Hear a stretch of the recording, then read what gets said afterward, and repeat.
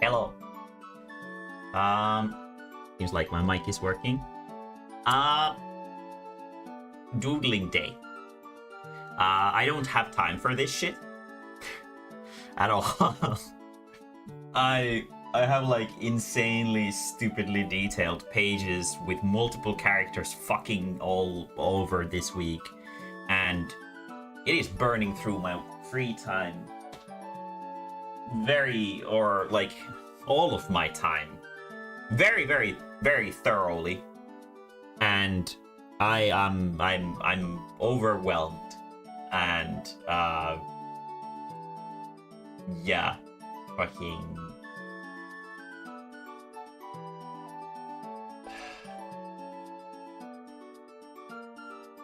but yeah, I'm hop on BC for stream entertainment later. I don't think we're gonna have time for that, but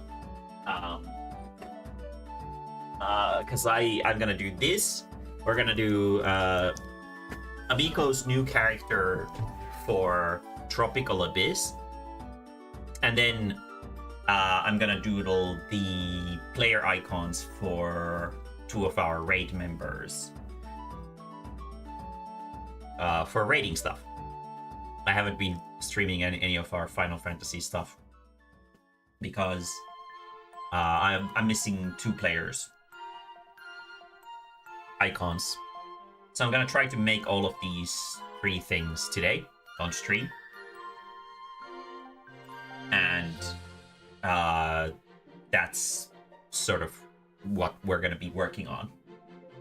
And I'm gonna get these done, hopefully quickly, so that I can go back to work. Because I am very busy. I'm probably gonna be drawing like the entirety of tomorrow as well for work stuff, because I am behind on work, because the pages just like, when I was making the sketches for them, I was like, okay, well, these like, they don't like have like the right feeling. And when the pages don't have the right feeling, it means that I'm gonna like alter them pretty drastically before the final version that you guys end up seeing. And this week had a lot of them, and like a massive amount of detail have been added to a lot of the pages, and they are very time consuming. So we're gonna work on this stuff first. Now for funny doodle of Amigo's character, and I think I was sent like I sent a mood map that we can open here and share. We have a mood map. Wait, where do I have it? Wait, what the fuck? Open again. Open link. Yeah, there we go.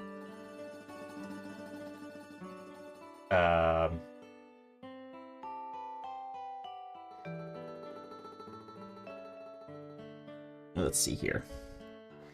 Okay, so here we have mood map. Long overgrown hair, paler skin tone. Yeah, I mean, skin will probably not be super visible if we have super overgrown hair. Character height is very, very tall. Old clothes, arms transformed. Okay. We have a... I mean, the doodle is going to be the same size. It's just the player character icon is going to be different size. I guess we'll have Felix temporarily sort of here, so that we can use him as like a reference.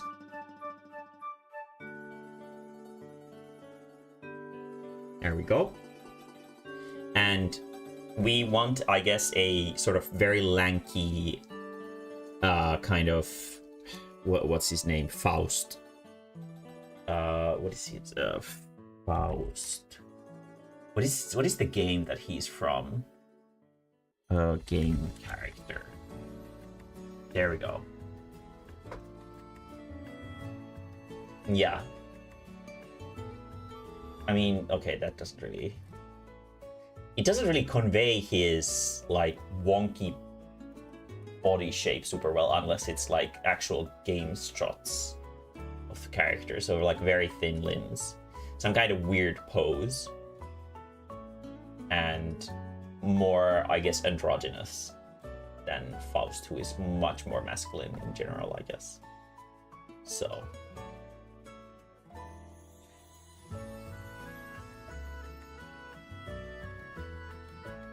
Gonna be at work tomorrow from 8 to... What are you doing, Yersu, for work tomorrow? In the library? So... Maybe kind of like a zombie feel? Where the character is like, sort of like this, with the arms sort of like that.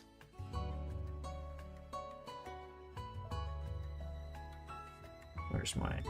There we go. And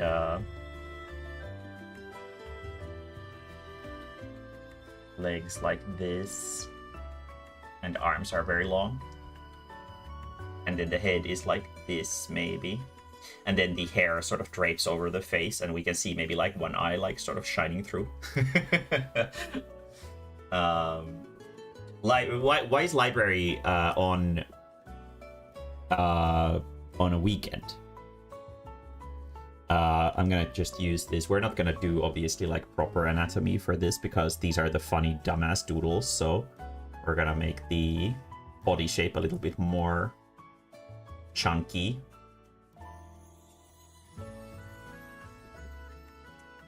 Handling returns and sending out reservations to other libraries and reading news or something. It's quiet. Why is it on weekend? Do you have, like, weekend shifts? So we're gonna just do it like this, and probably like very thin, maybe like even a little bit too thin, so that we can sort of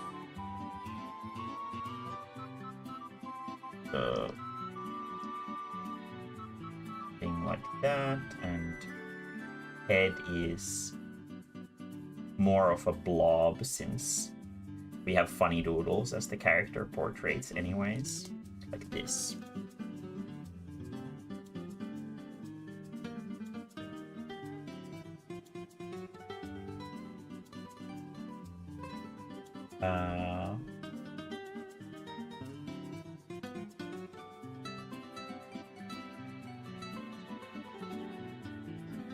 And do we still have cat ears?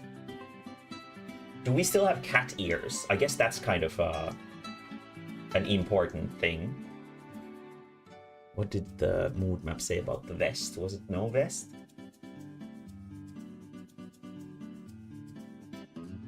Okay, jacket. Okay, cool. So we have, I guess, a majority of the... How did we go to that?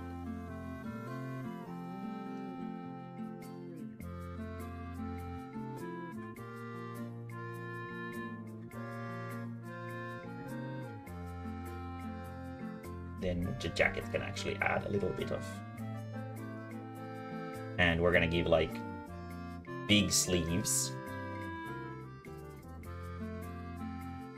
Big funny sleeves that have the monstrous arms visible from the bottom.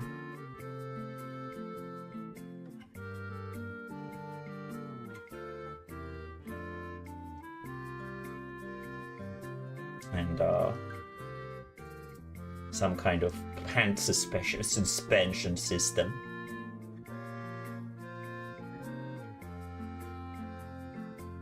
Big scary hands.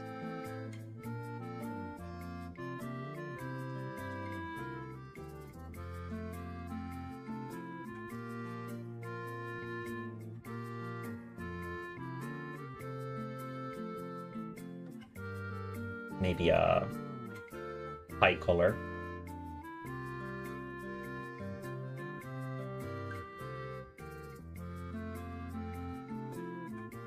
so that the mouth is slightly obscured.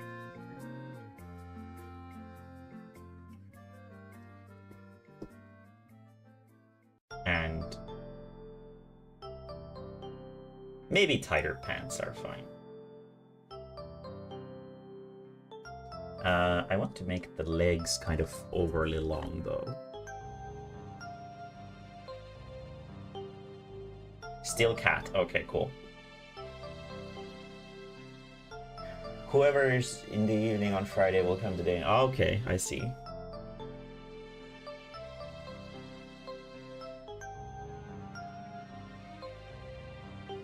Feet aren't like weird or anything, right? Feet are normal. Like 2 long limbs.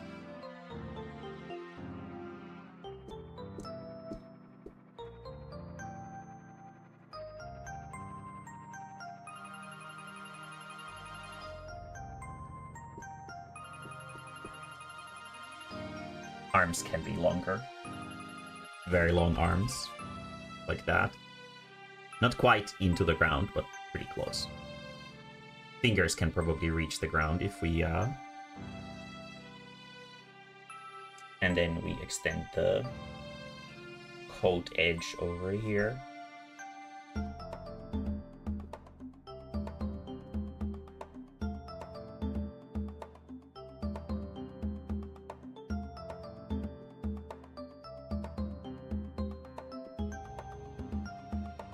Yeah, it is malnourished.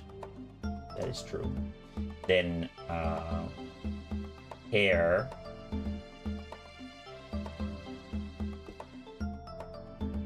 We're gonna make like just mess.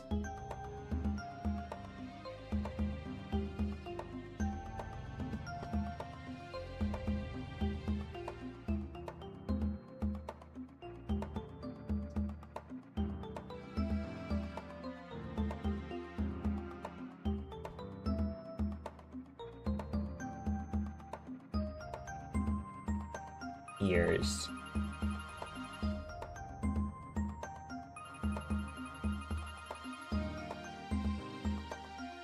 And strands that sort of go over the face. Maybe not constipated expression. Maybe the eyes aren't visible at all. Maybe it's just a mess of hair.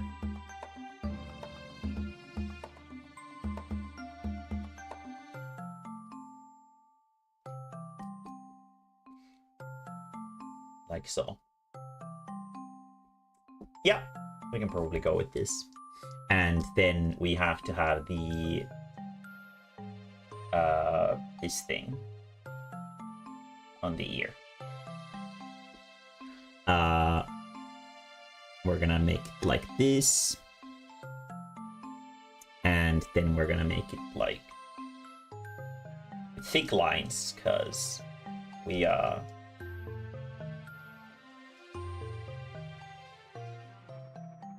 want thick lines for the character art, because the characters are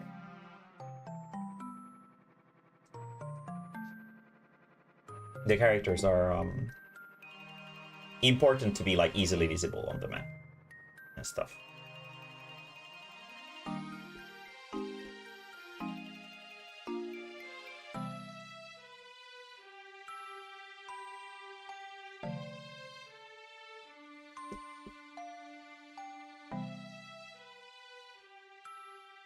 And some little metallic effects.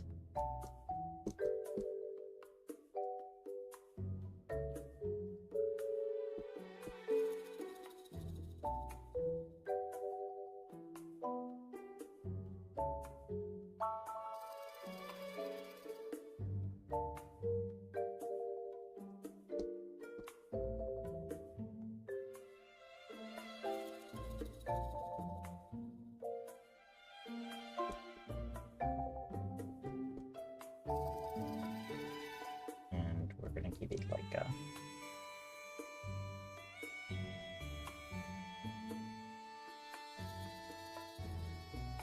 and the zipper expands around the little heart thing here.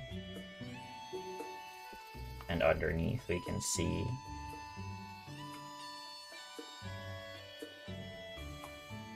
there's something embedded into the skin.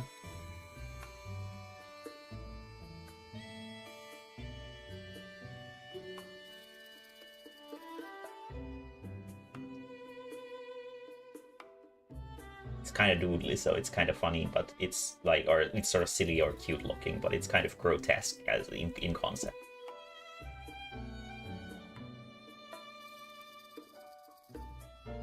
Which is quite fitting considering the lore behind this character change, I guess. I'm not gonna worry too much about the line cleanliness so that it doesn't look too different from the other characters. It's very thematically different, I guess, but because there are like no serious characters in the campaign until now, so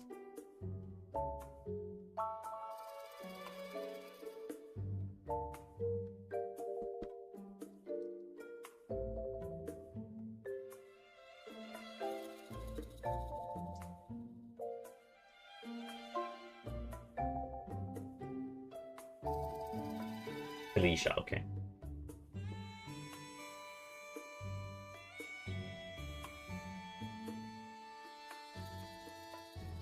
We have this like skeletal brain. Sustained not by nutrition, but by the ether heart.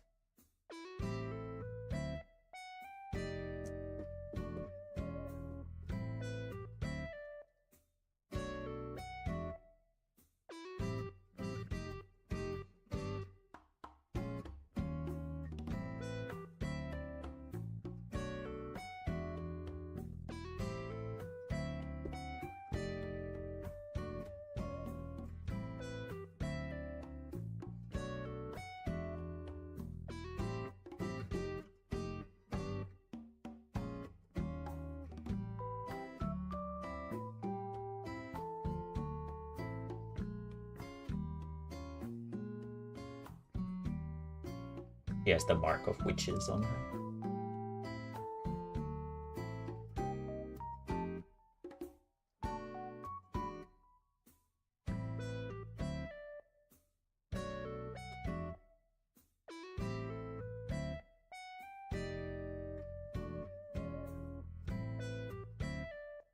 Has a belt buckle.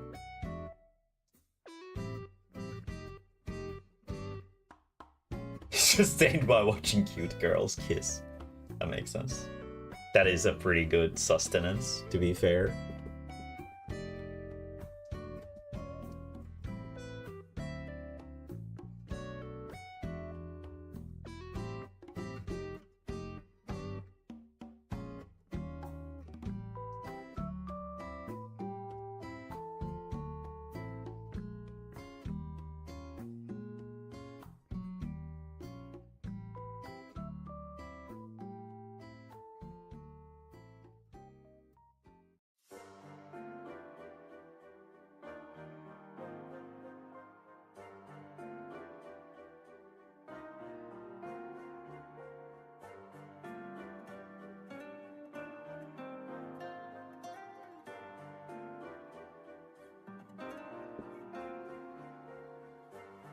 Make her thinner. She doesn't have that much cake.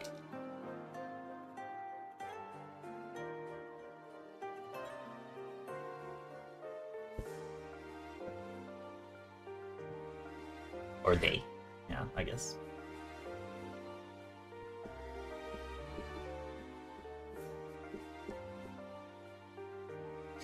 Do we have like furry hands or human hands? Like furry monster hands or some different kind of monster hands?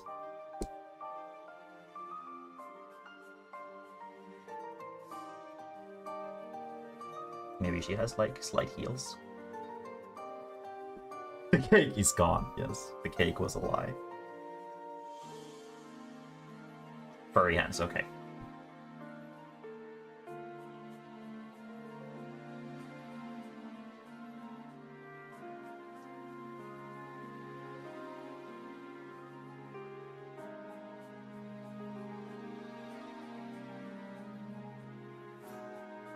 this. This. Kind of difficult to keep like the sort of funny doodly look because all the player characters have this like look, but it's like a very much more serious character and like the walking memes that most of the party is. Do the player characters have shadows? They don't. Okay, yeah, so then this one will also not have one.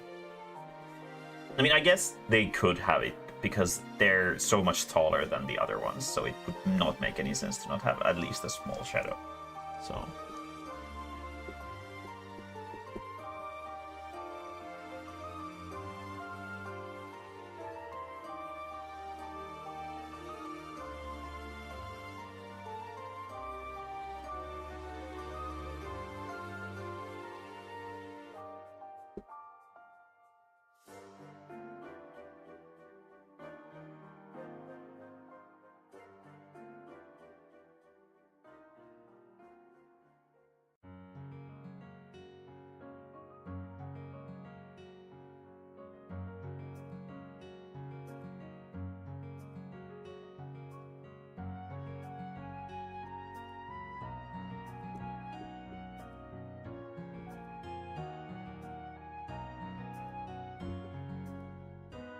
the other thing would probably be like here. It's kind of right in the underneath that. And we're gonna just make this black.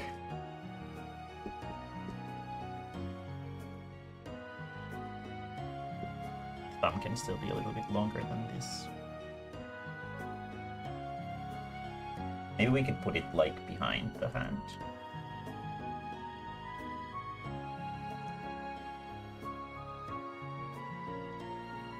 So that we can kind of see it like from here.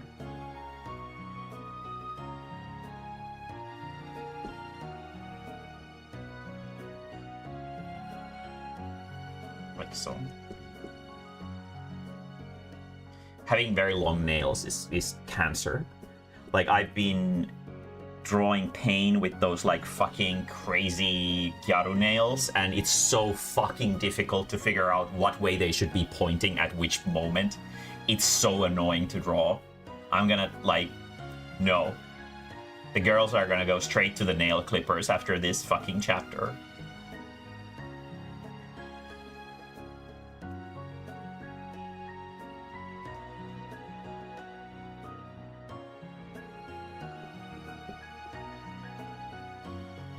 And the other arm will be sort of visible over here, but this will be over here first, the edge of the cape. Like so. And then we have the hand like slightly visible behind here, like this.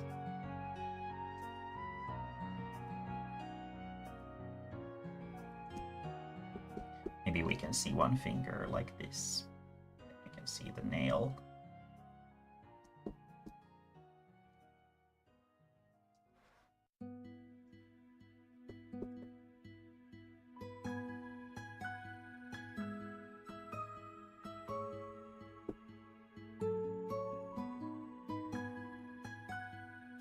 And then the zipper can go up here. It doesn't make any sense, but it's fine. It's Kingdom Hearts rules. Zippers everywhere, even if they don't have any kind of function. Actually, maybe, no, I think we could have this, but, like, this could be something, like a little trinket. It has the horseshoe on it as well.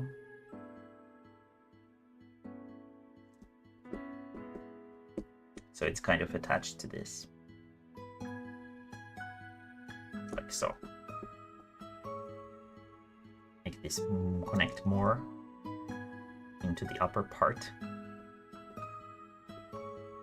so that we can kind of see it from there. There we go.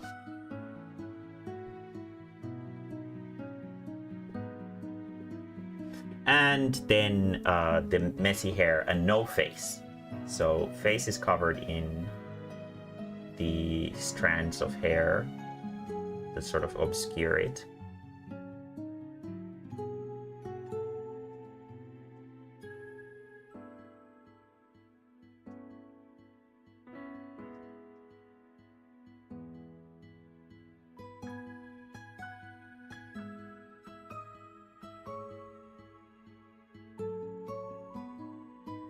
Like so. And the face is obscured by shadow. Like this.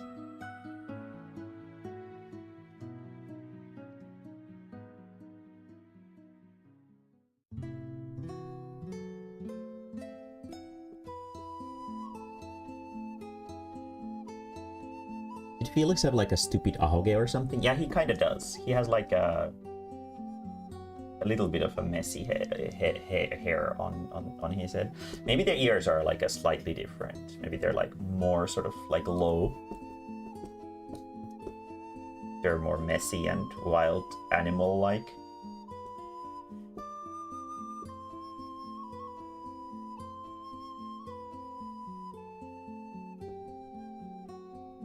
Not so perked up.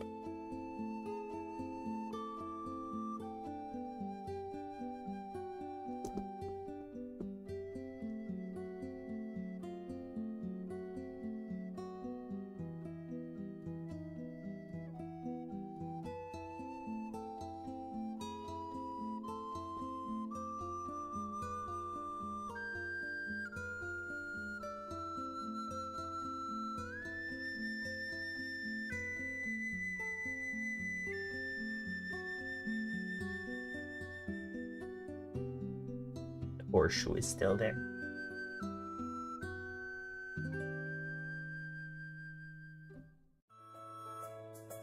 Yeah, like a lot of these, like I feel like Guilty Gear and Kingdom Hearts designs are like, they're like a very specific kind of Japanese design. Digimon also have that same feeling where they have like pointless articles of clothing all over them. They have like belts on Digimon too, I think. I think this is where the head is supposed to go. So then this is just...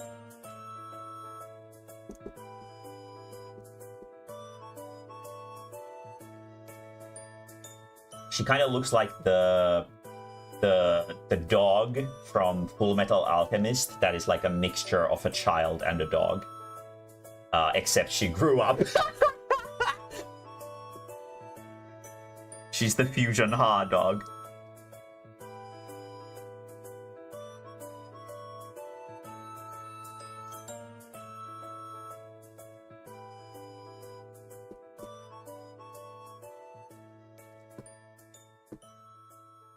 Could actually probably make this hair sort of just overlap this.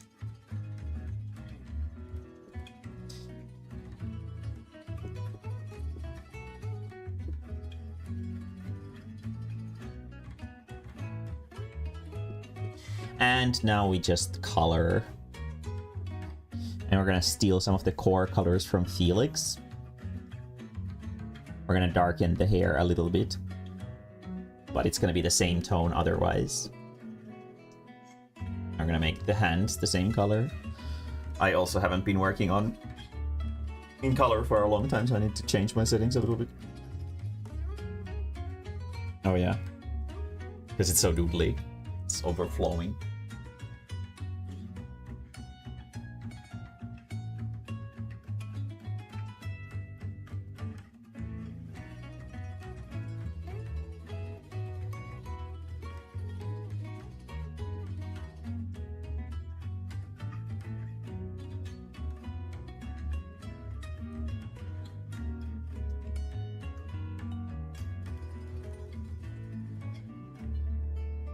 So, and then oh yeah, let's do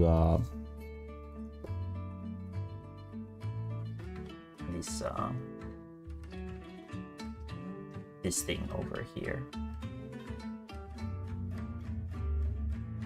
like so. But it's not gonna cover the inside, it's only on the outside, whatever it is. Also, zipper, so that she can become like a mummy when she sleeps or something.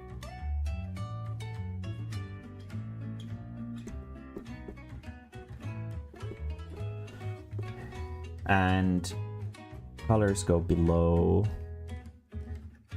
And we're gonna do the same black over here for the hair. Very carefully line arted.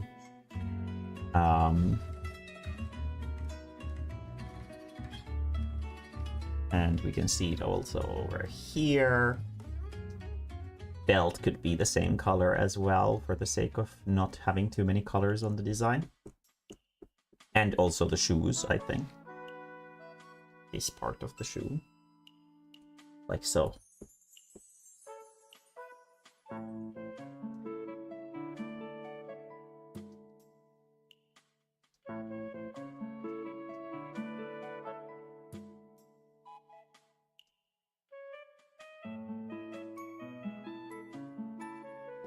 Yep, the rest is fine.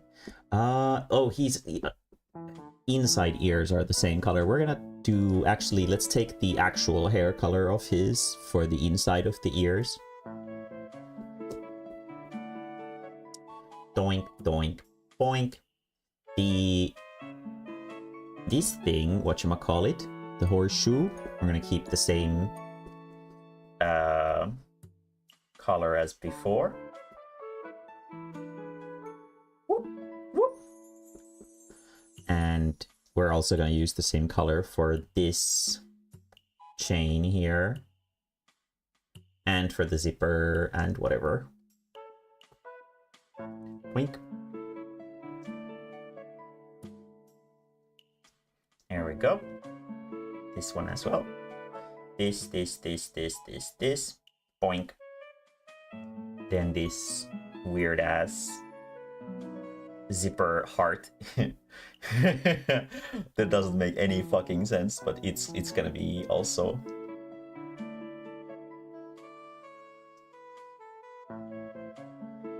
And this.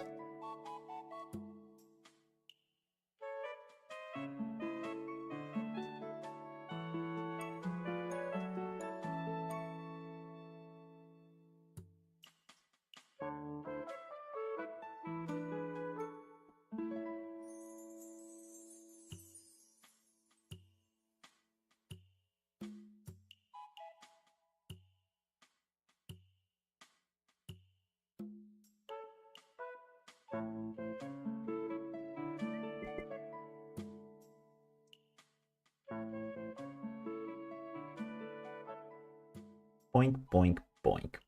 Boink, boink, boink.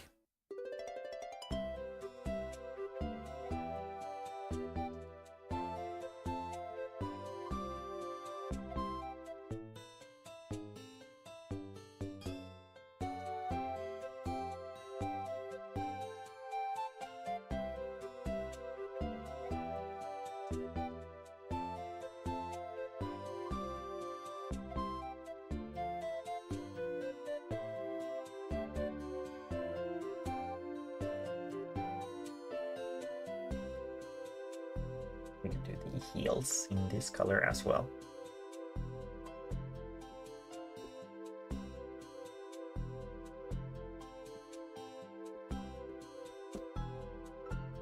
And we're gonna need Vivisecra for a second.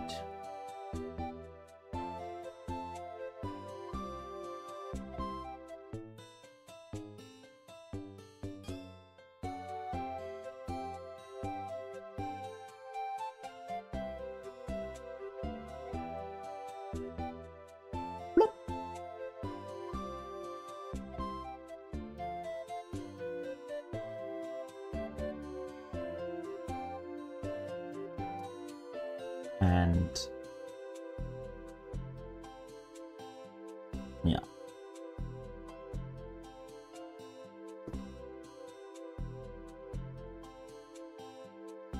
Take the claws, and we're gonna make them like dark purple. Like that.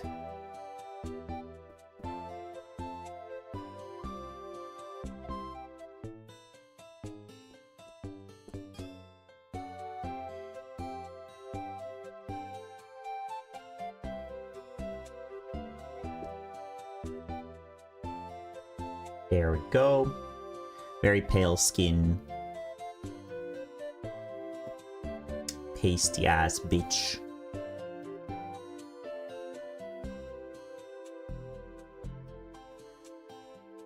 Boink.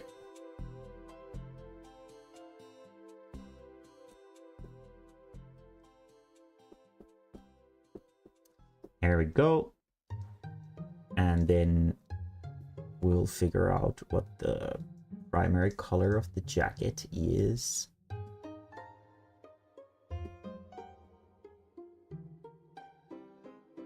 Probably something quite dark.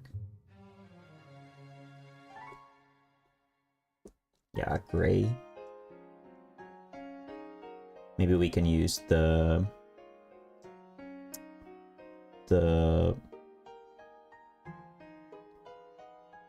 gray of the jacket in the undershirt. Maybe we can actually see the like a remainder of the little clover print on this thing over here. It's been like woven out of the same fabric originally.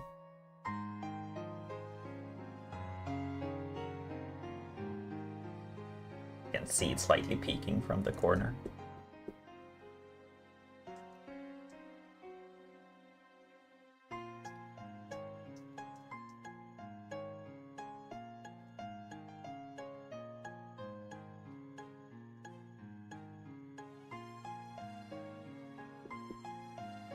There we go. Pants. Eat pant.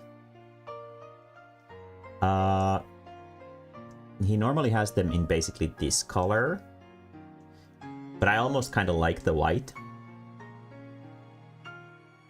Like very light gray. I think that's probably good as a balance. And then we're gonna do very slight highlight.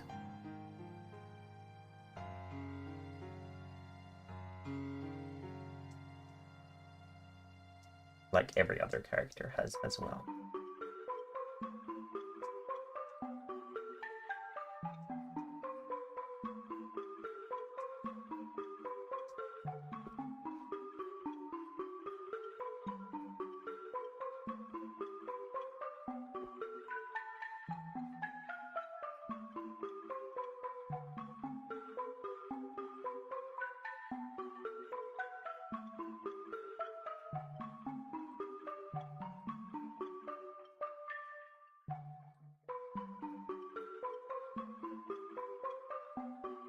Oh, we have some empty over there.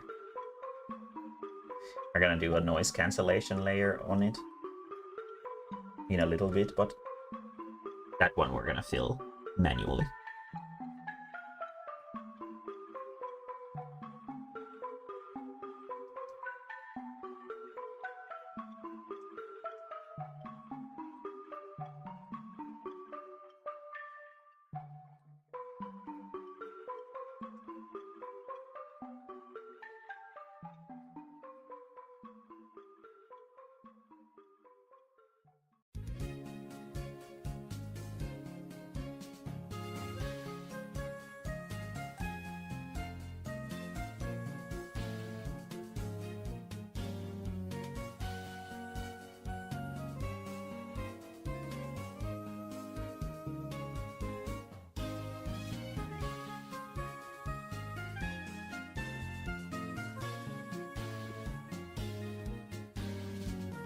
And then we'll do a deep shadow for the face.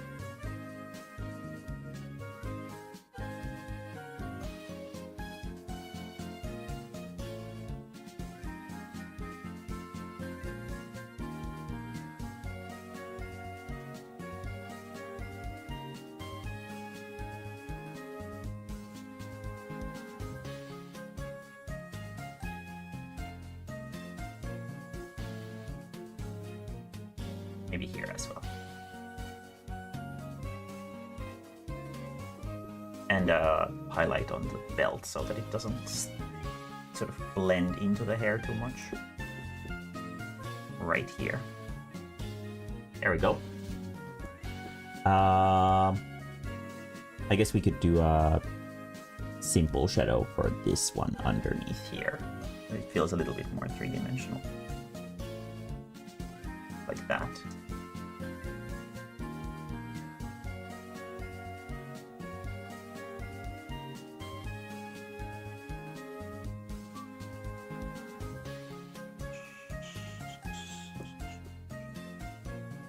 There we go. That's probably good enough. Then we do this. Then we throw Felix. Oh, he's here. Okay, well, that's fine. How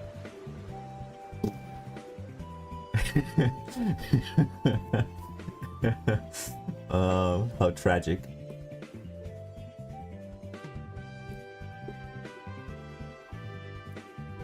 And we're gonna rename it.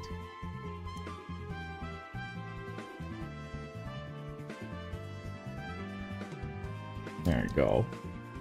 And move it to the center so that it's gonna be easier to import into the game. There we go. Then we're gonna do a noise cancellation layer, and then we're gonna be good with this. Actually, there's a little scrambler over here. Let's do... Oh. Actually, let's just use black. There we go. Now, noise cancellation layer, poink, poink, and poink. That is everything. I think invert, poink, new. We're gonna take this, doink. There we go.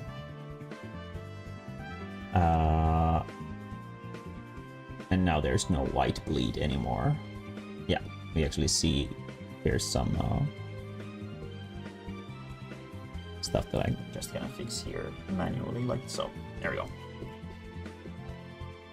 Oh yeah, and let's actually give it a slight glow.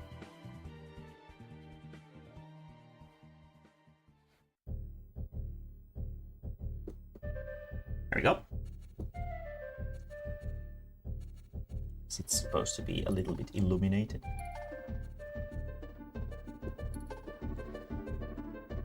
Finishing touches. And then we combine that. I'll save. Boink. There we go. Okay.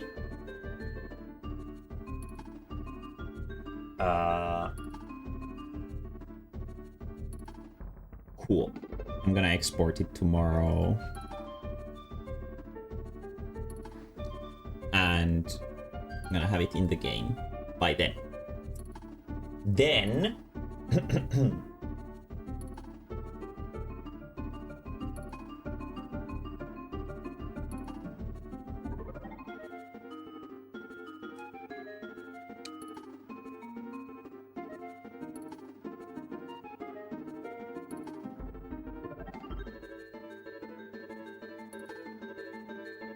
And now,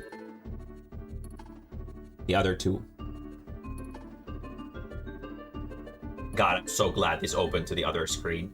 There's so much Gyaru Pain with her swimsuit that is see-through on the screen right now. Oh my god.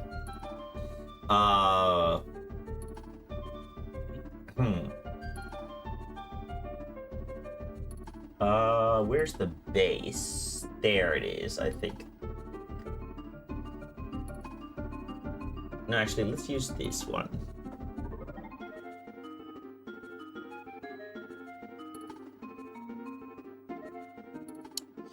And we're gonna delete the reference. And for this one, we're just gonna combine all of these. Well, actually, we can just put them in a folder. Because we do have one more cat person, I think.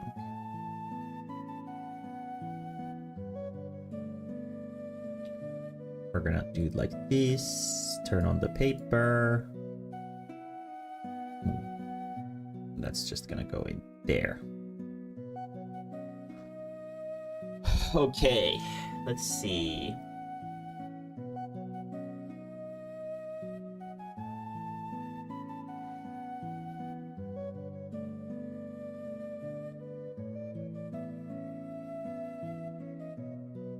Okay.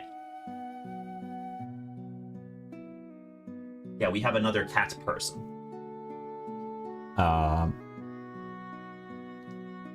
So let's do this as the face base. Since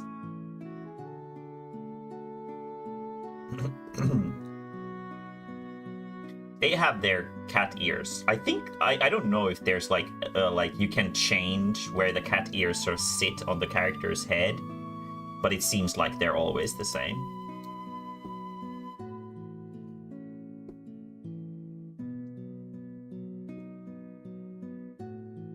Let's make this one a little bit bigger. Bonk, bonk.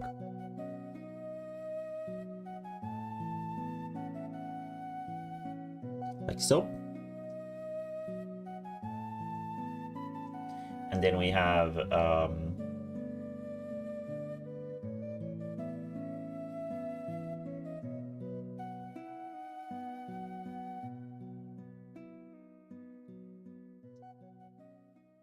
like MILF hair.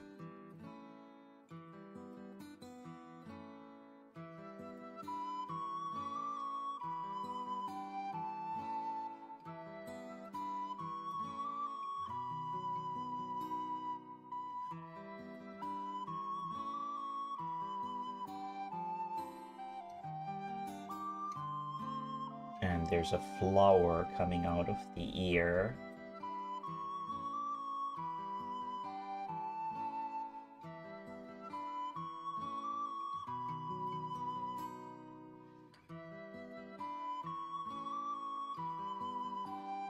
Gonna need to make it so that it fits in the square.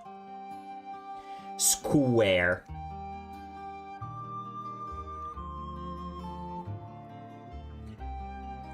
And there isn't really any other detail. Kind of serious eyes, I guess.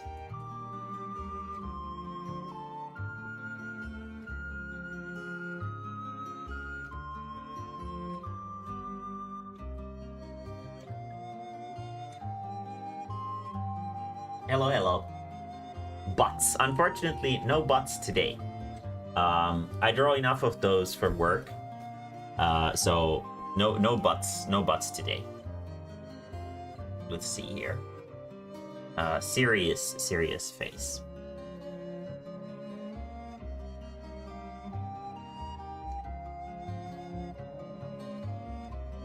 Serious but kind of MILF-like.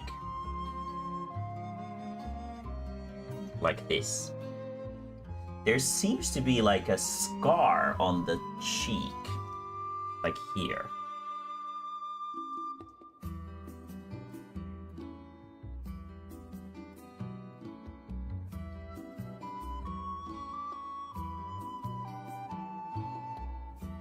Eyebrows are pretty serious.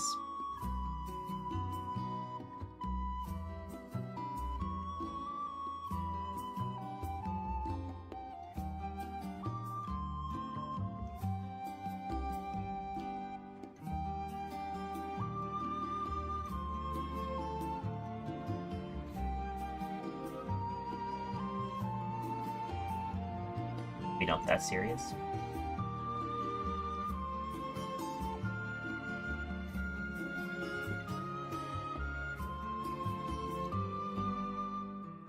Kind of neutral expression, I think, is good, like this.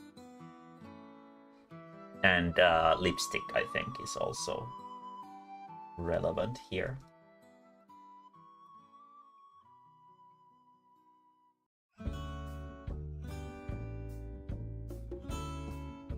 And then we have like red streaks in the hair. Like this.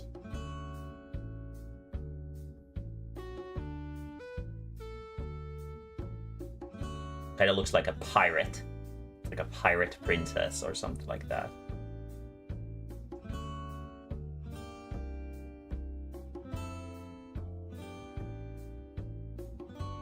Like so.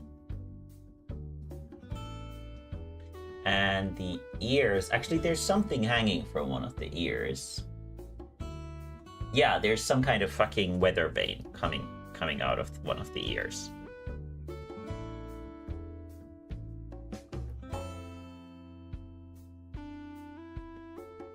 It's like a thing like that.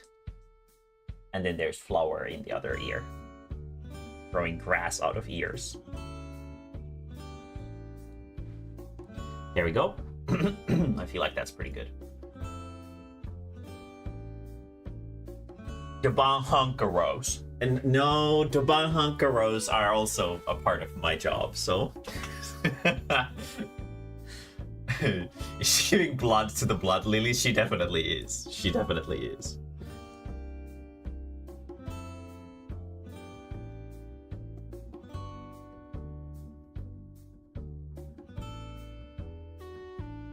Or does it count as giving blood to the blood lily when you like, how does it work?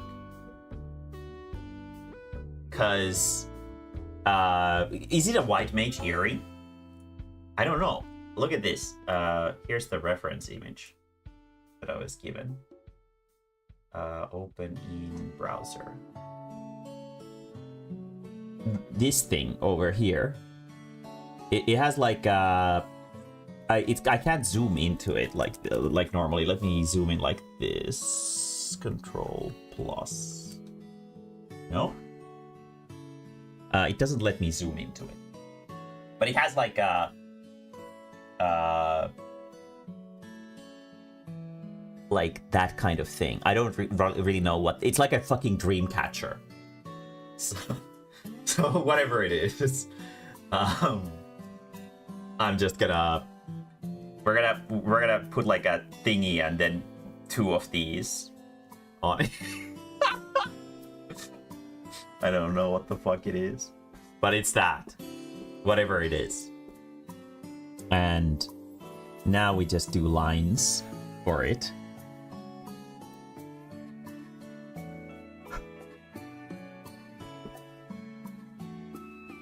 Cause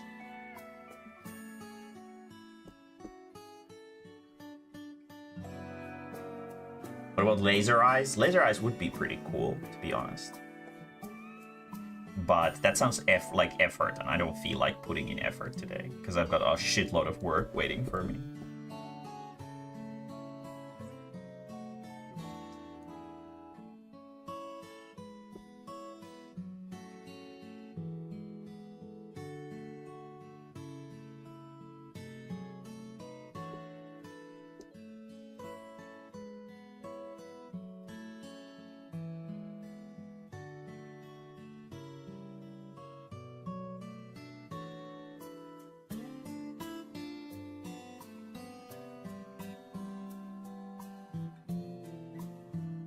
Most of tomorrow is probably going to be wasted with work on my end as well.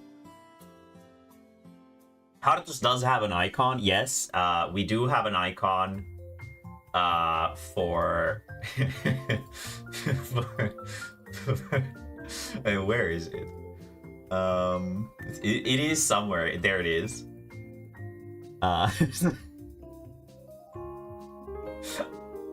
I mean, this is pretty powerful.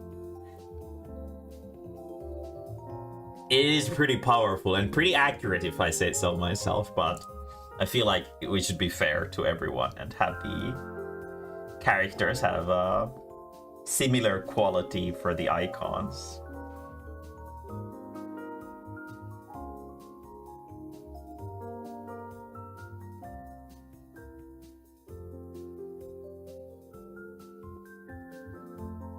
Good enough, TBH. It is pretty good. It is a pretty strong icon, if I say so myself.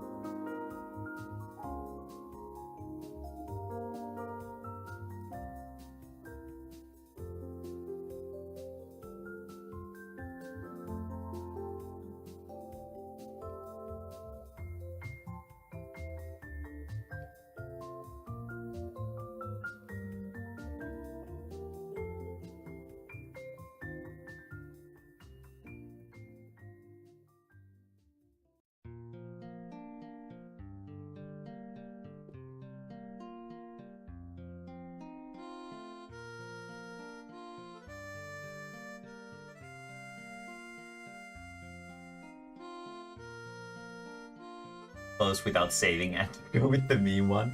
I should save, actually. Now that you mentioned that, I should save.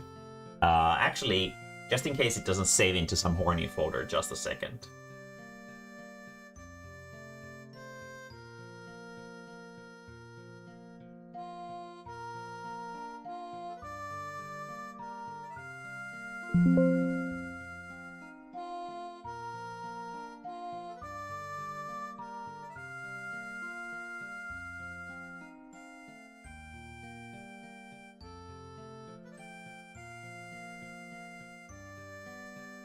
Cool.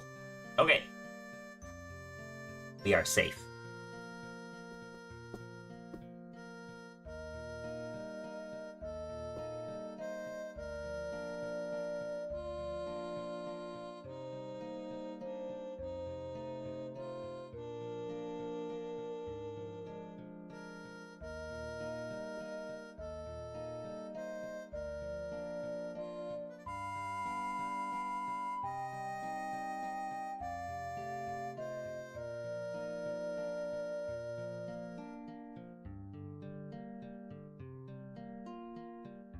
Boink.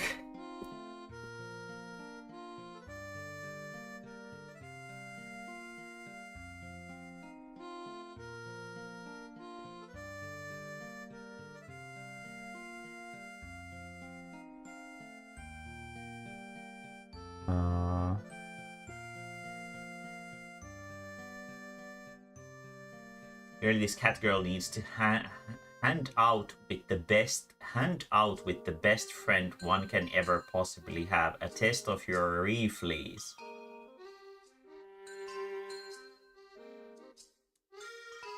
Now there's some reference that I just don't get.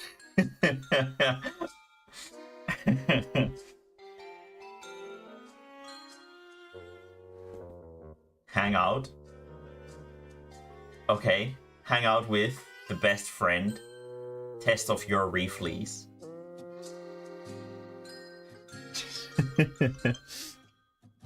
Yeah, I still don't get it. A test of your reflex. I don't know. I have the game in Japanese. If that's like a quote that someone says in Final Fantasy or something.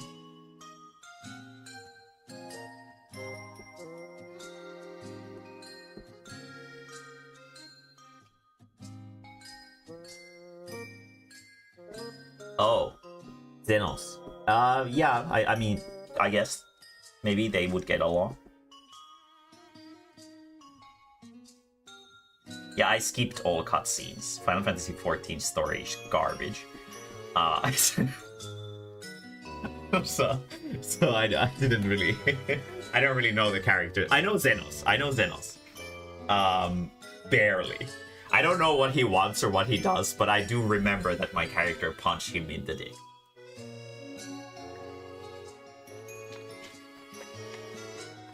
So, yeah.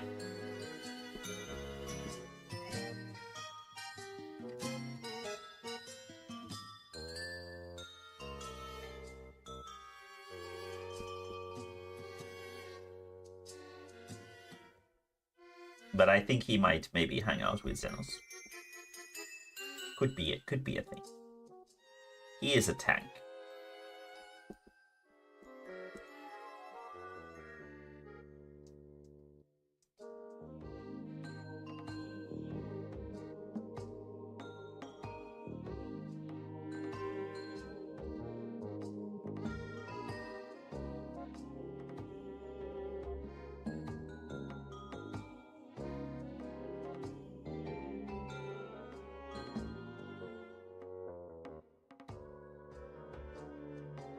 What is the clock? 22:37.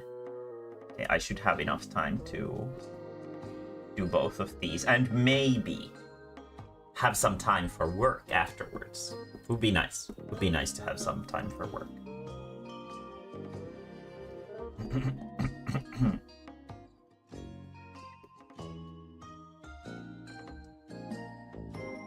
Oh yeah, we need to actually make the hair sort of go like this.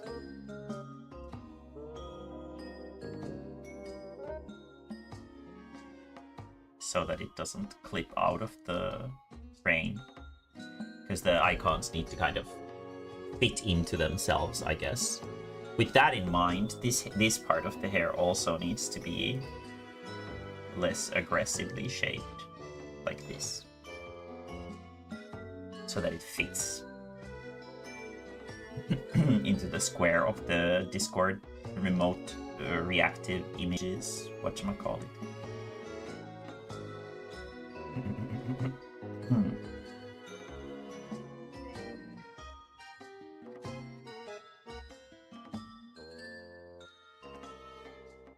There we go. Maybe we could cover the eye with the hair as a little bit like this, so that it doesn't look so paradoxical in terms of perspective. Like so. Yeah, that's good. Then we have the fucking weather vane thing here, which would be behind the hair curls. So we're just gonna put it like this.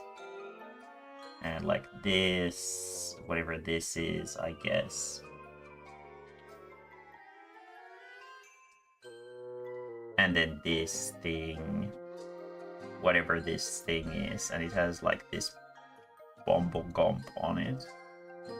And this thing.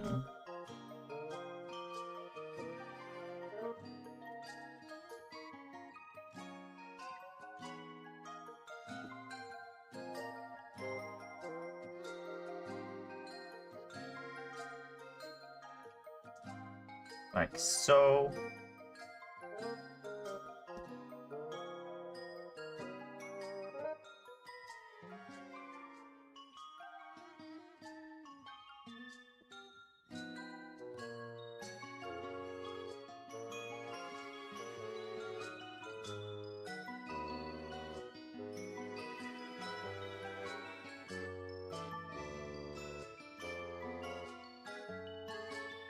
And then like this. Whoop.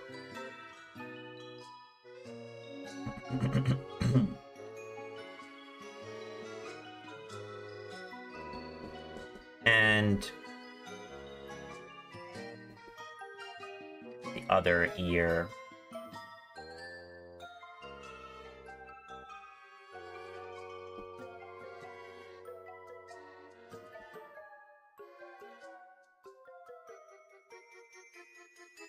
The newest mount is the stupid car. The flame flame patterned car.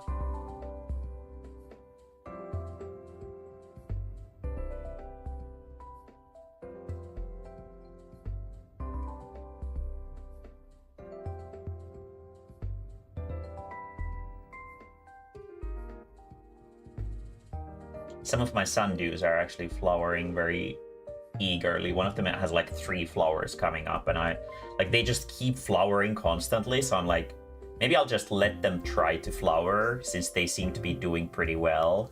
If they seem like they're gonna start suffering from it, then I'm gonna cut the flower. But right now, I'm gonna let them do their flowering. And oh, this part.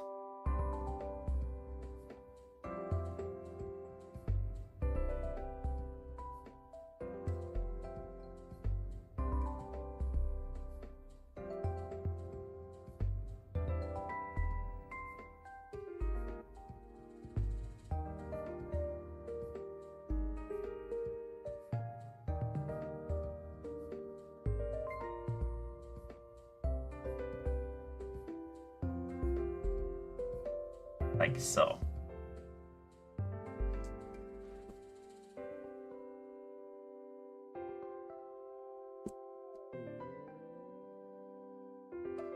To make the hairline a little bit more head-shaped.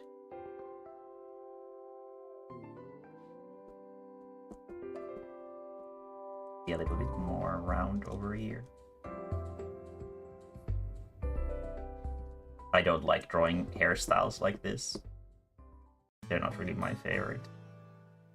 They're like very classical anime, but they're kind of nonsense. Like, hair doesn't stay like this.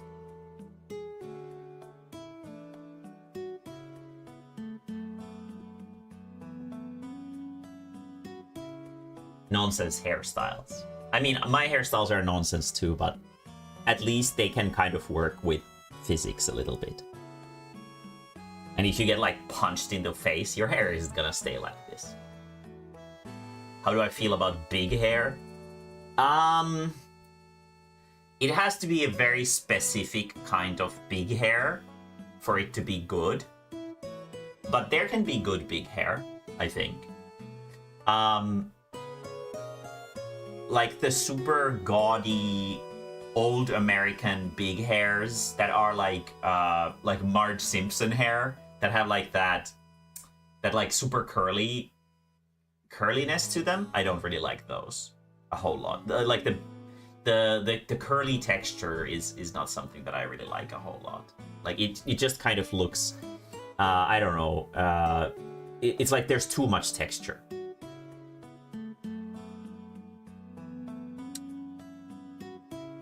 Let's see. We have basically black hair. Okay. On this one.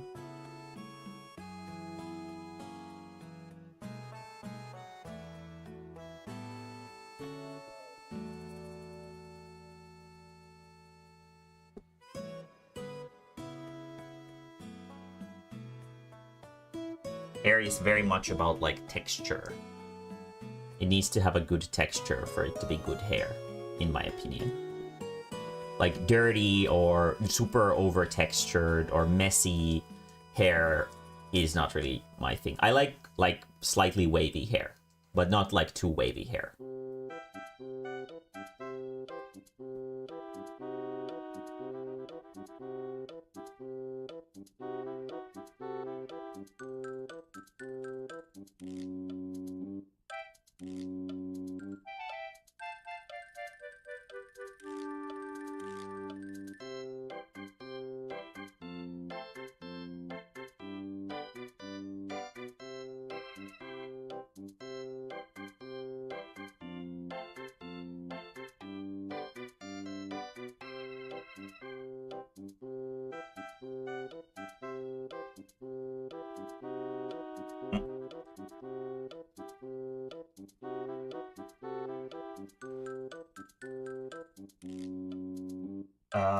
But his character is synthetic and has hair. I like that.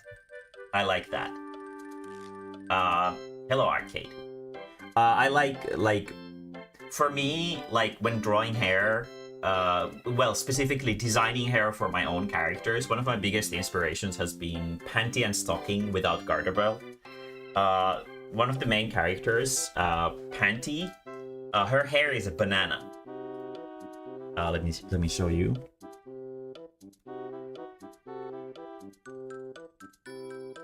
A really, really funny anime series. There's a new season that was recently out, and it is fantastic. The animation is absolutely stunningly beautiful.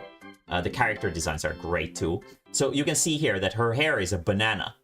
It is just straight up a banana. It's just a banana. I like making hair out of like really determined and solid shapes. So because of that, I also very much like sort of fox hair. That is faux hair that is like, it's not actually hair, but it's just like something that is molded in the shape of it, like armor or something like that. Very much a fan. And what's the AI color of this character? Oh, purple. Okay.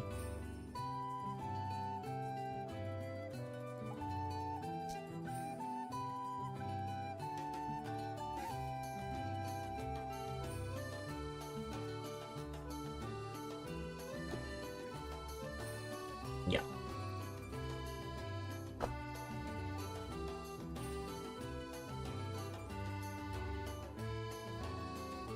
Inferno Cop. I don't know if I'm familiar with that one. Let's see. Inferno Cop. I mean, I mean, yeah. I mean, it has a very similar nonsense feeling for sure. I like very like stylized, like super stylized Japanese stuff. They're so comfort oriented. Like their culture is so comfort oriented that seeing something that is actually like sort of breaking the norm and changing how anime and manga can kind of look to make it something genuinely unique, I think that's a good thing. Obviously, people are so like comfy, everything needs to be super comfy all the time, that kind of things usually don't sell nearly as well, because it's a niche thing. People want like the most normal looking manga and anime as they possibly can, and there's no like unique art quirks whatsoever. I think One Piece is like one of the few exceptions because it's so insanely heavily marketed. The marketing for it is so crazy that people like it despite the fact that it has such a like distinct art style. But generally speaking, people in the anime circles don't really like art styles, I guess.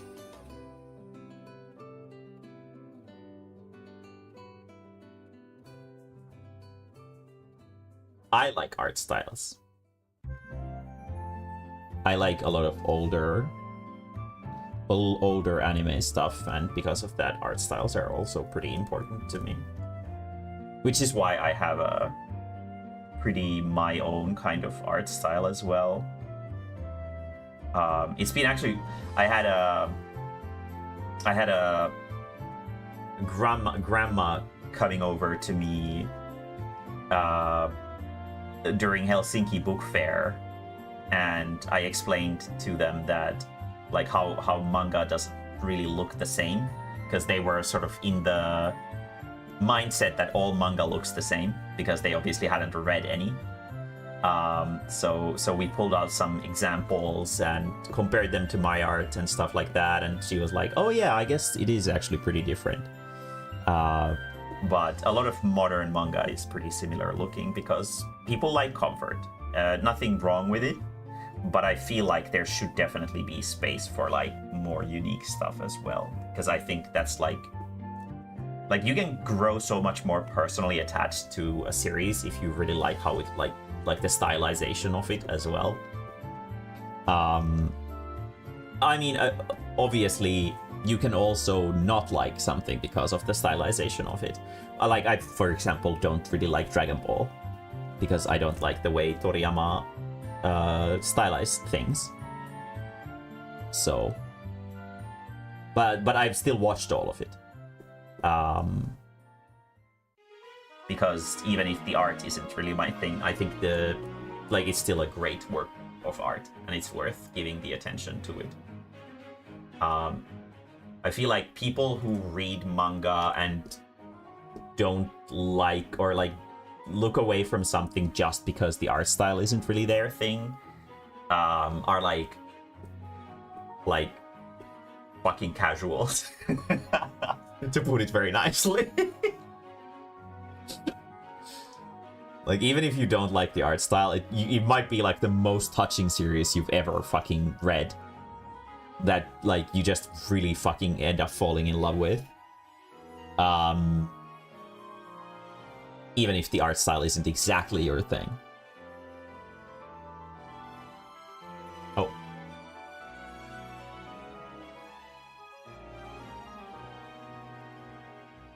Almost did it in the wrong layer.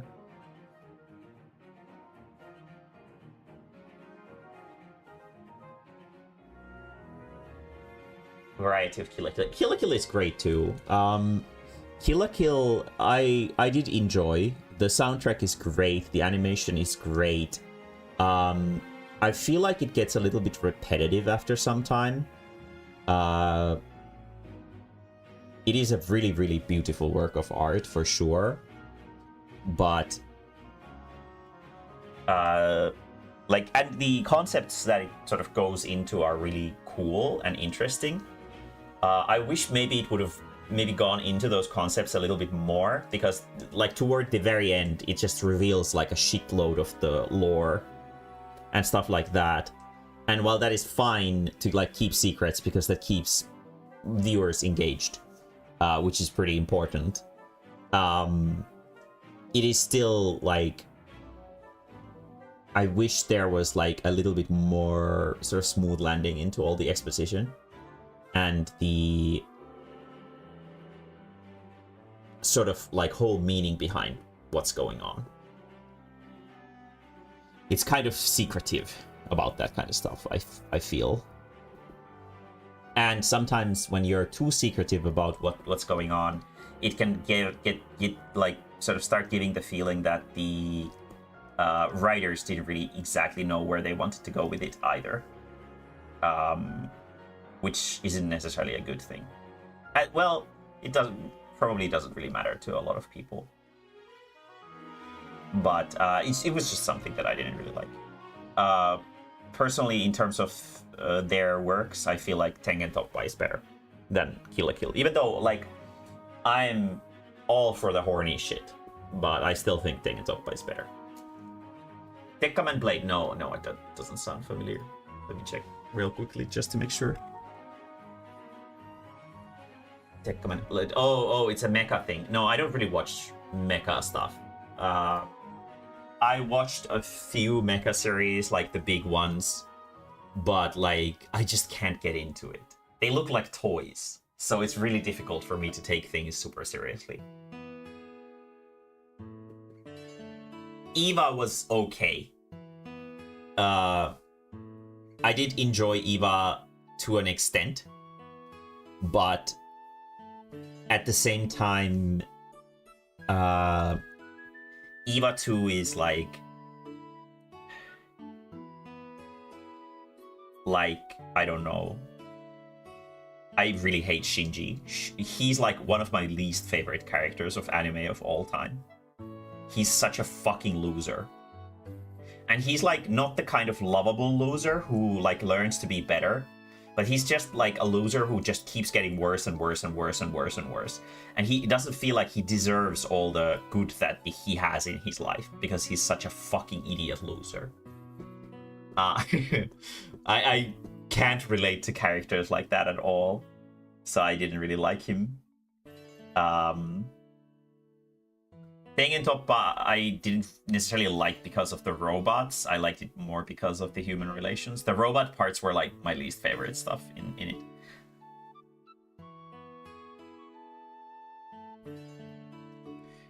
Just not a mecha person, I guess. It's a henshin hero, but it looks like a fucking mecha though. Looks like a fucking budget Gundam.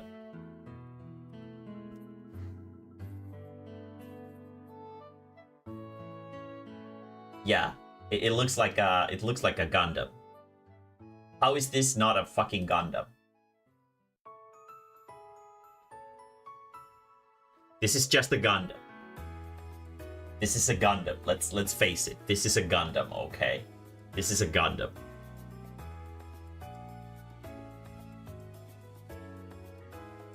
Hello, TechCon.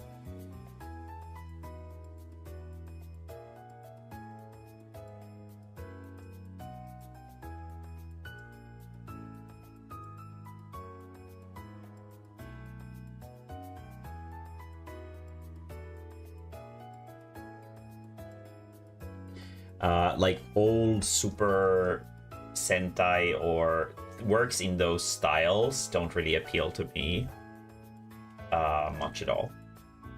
I like when my works have like a lot of like emotional depth, and those works usually don't.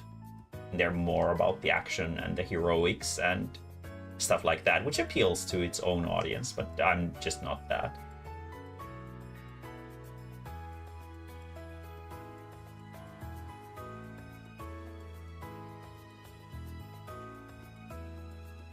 Guyver, I think I might have watched. Let me see. I did Guyver. Oh yeah, no. like this sort of falls into the JoJo category for me. Like the armor is kind of cool, I guess, but also it looks like a bug. Not like no shame to the artwork is fantastic. Let's be fair. It is super nice. But that kind of falls into the same cat. Like, I don't like JoJo's either, like, at all. I don't like the aesthetic. I don't really like the story. I don't really like anything about it. And I feel like Guyver kind of falls into the same kind of... Not obviously, it's thematically not the same at all, but like it has that like same spirit to it. Not in the everything's gay kind of way. But like that sort of hyper masculine heroes kind of thing. And it's just not my thing. If I want a superhero, I want them to have twin tails and be sassy. That's my kind of superhero. I don't really like these like super masculine superheroes, I guess.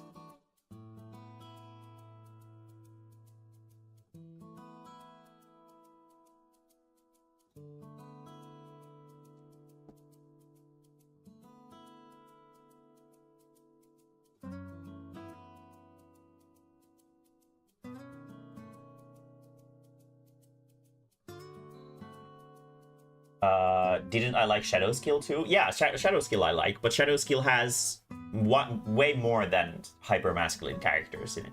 I like Shadow Skill because it has a lot of really strong girls in it. I didn't care about the guys. Like, middle of the series, like the main character sort of shifts to be the dude, and I was like, no, his sister is supposed to be the main. His sister is cool, badass, and she should be the main character. I just zoned out about everything else except for the girls being cool. No, my favorite anime of all time is Yurikuma Arashi. And my second favorite anime of all time is Mushishi. I like sort of heavy anime, I guess. Like, those are the ones that like really stick with me. Yurikuma Arashi might not look like it at first, but it's like a terrifyingly miserable series.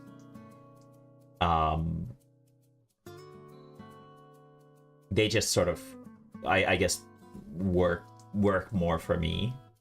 Kind of click well. Like I like Free Ren, like out of the more modern stuff. Free Ren is all right. It's not like it's got interesting world building and the premise is really cool, but I feel like at this point it's not really so much about the premise and it's just a power fantasy, which doesn't really appeal to me anymore that much. But the animation is great. So I mean, if you need some sort of time wasting subjects, it's okay. Symphogear, no. Symphogear doesn't really like, even with Symphogear, I feel like that's like of the generation that I just don't find a whole lot of stuff in that I like.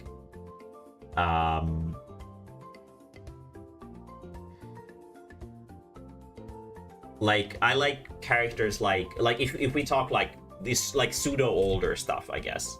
Female characters that are sort of strong. I like the fucking, what's her name from Black Lagoon, the girl who speaks really bad English but is supposed to be really good at it. The main female character. I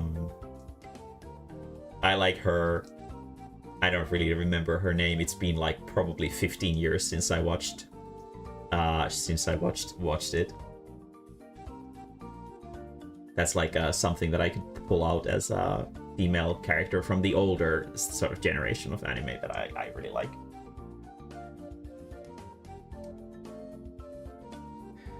Nanoha... Yeah, Revi is her name, yes. She's the sister of Johnny Silverhands or something. I don't fucking know. maybe it's Ruby. But yeah, stuff like that. I like the main antagonist of Tokyo Babylon a lot. She's like a very strong female character. I like especially like antagonistic women. I guess that's something that I enjoy a lot in anime. Like a lot. In terms of like isekai slot, I really like shoujo isekai villainous stuff.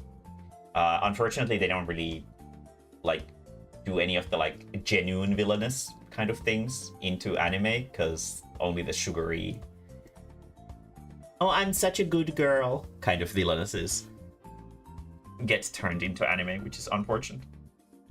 But I guess people don't really like women who aren't nice, which is kind of sad. I like mean women.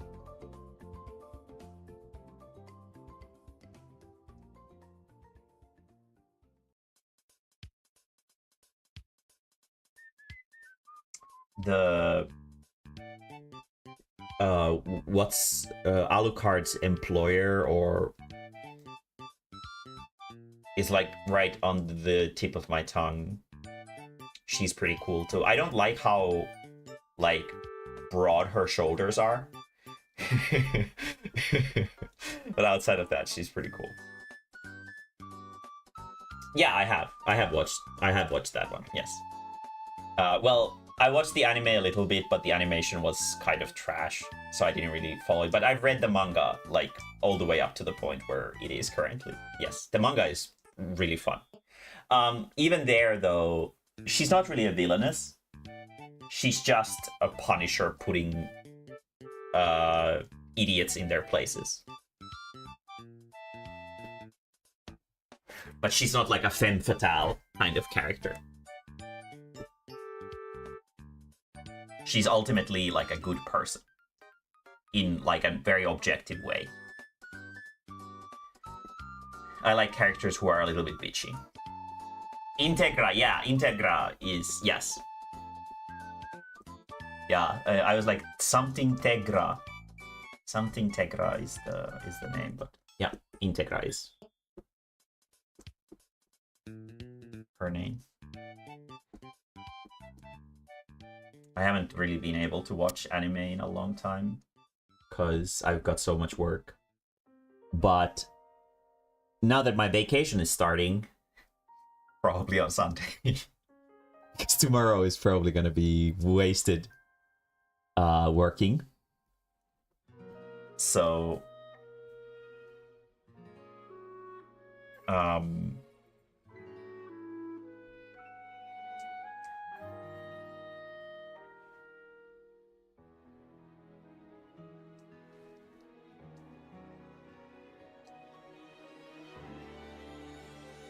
maybe I'll watch some anime over my vacation. It's probably good for me because I don't need to use my hands for anything while I'm watching anime. I just need to find some really like engaging series so that I won't be distracted by like sorting Pokemon cards or something like that.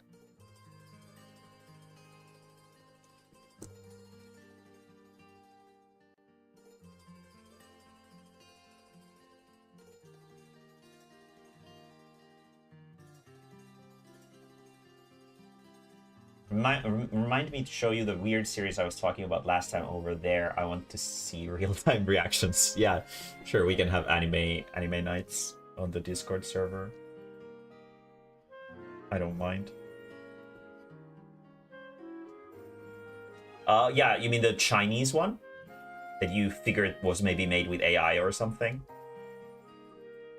Yeah, we can give it a shot. I'm not really a specialist in detecting AI, but I can give it a look. I'm sort of interested in seeing what exactly is it that makes it look so weird.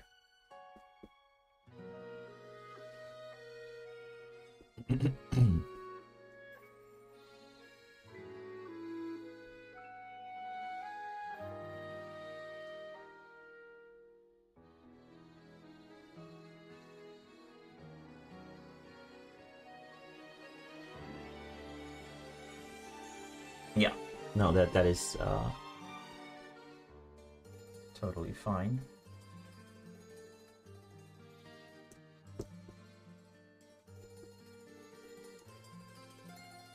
And then we're gonna do the face. Give it a nice, quick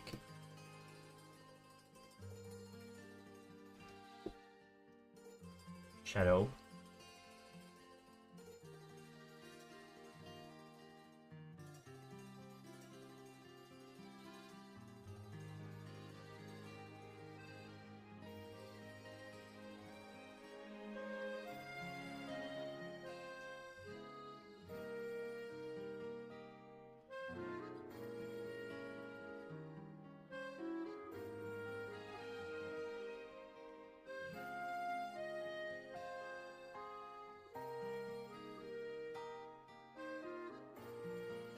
I wonder if I'll have time to make 2 of these. These are a lot more effort than the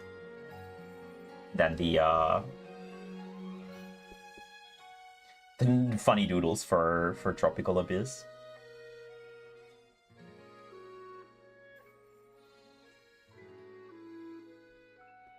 Even though they are sort of like funny, squishy faces as well. With big cheeks.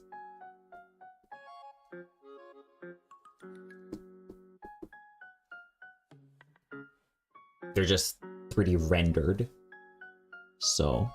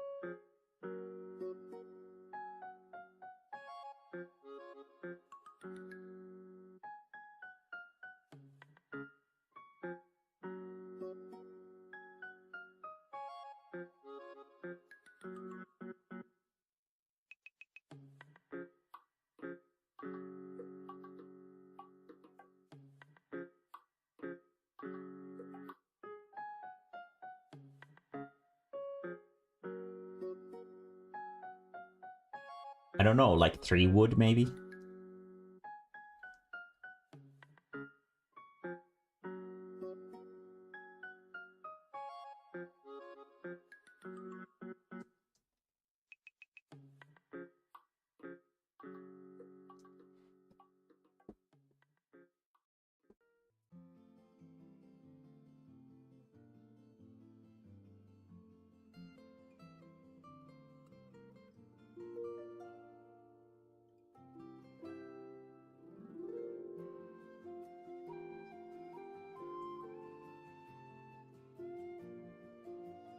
There we go. And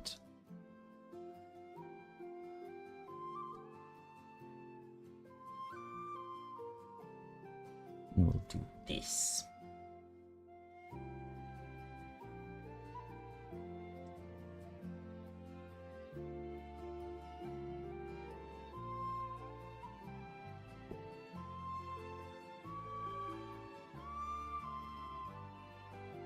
I'm almost done with this one.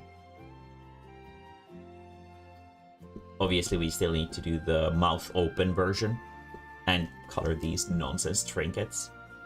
But the mouth open version is just a copy of this with very small alterations, so it's not that much work. But it is already 11:06, and I'm supposed to have to do like 1 more character.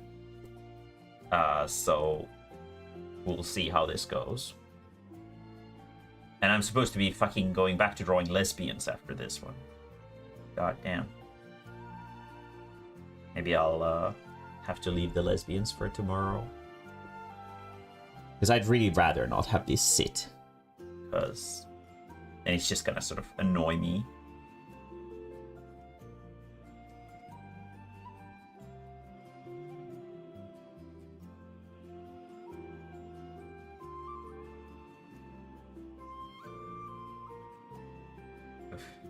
Bear folk.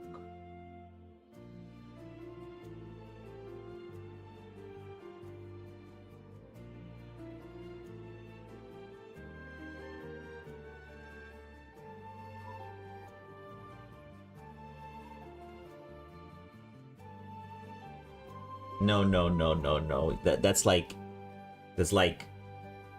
sort of like Disney Channel shit. All you need to do is bring like the mother-in-law who hates the bride or something. And that's gonna be more than enough. There's always that mother-in-law.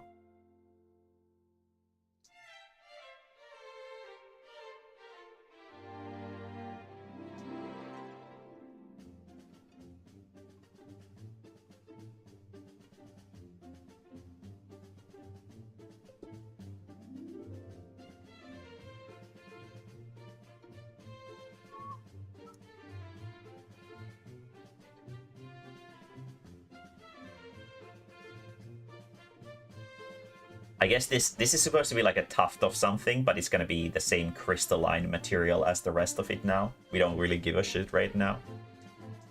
It's good enough.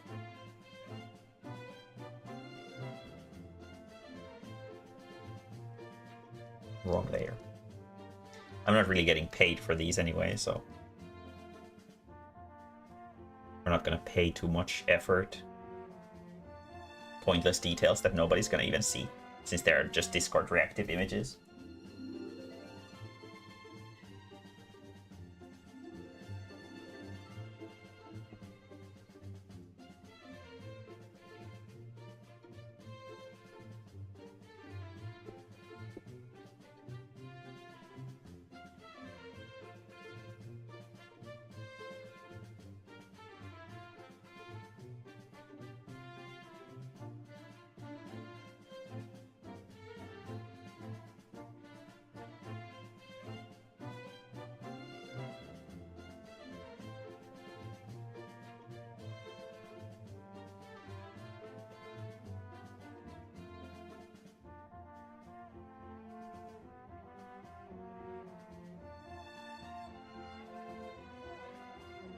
Hey. God, I wish lesbians weren't so hard to draw. It's been taking me so long to draw the pages this week. It's been kind of burning into my... Well, okay, to be fair, I had a lot of other things to do this week too. I went to see a physiotherapist. Because my hand gets kind of ouchy during very long bouts of work. And that's not very good. So I went to see the guy, and I guess there isn't necessarily anything wrong with my hand. It's just overworked, which is good news, because that means that it's not like close to anything breaking or stuff like that. And all the tests that he did were like, no problem, like we are good. Except I guess my grip strength on my left hand was pretty weak, because I don't really use it for anything. Right hand though, very strong, because I draw with it. So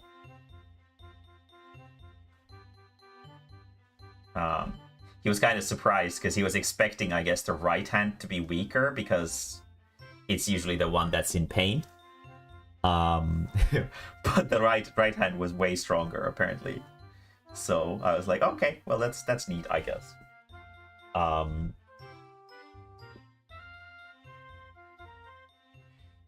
But it was reassuring to hear that my hands are fine. Even though they are hurty. So...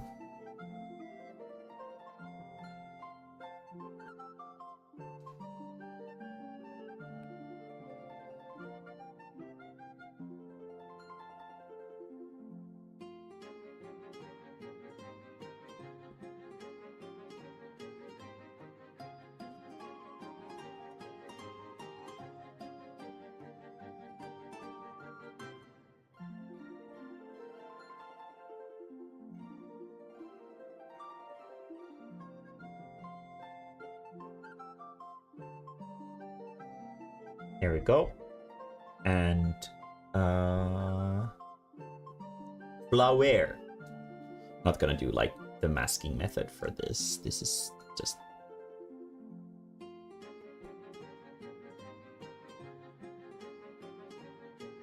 gonna do it manually.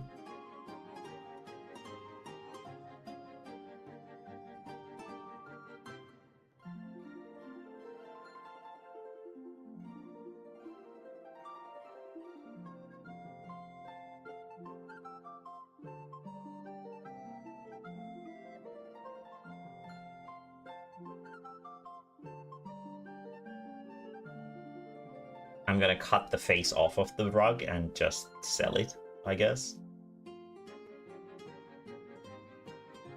Eggs. Give it to the people who need eggs, I guess. I can't eat eggs, I'm allergic.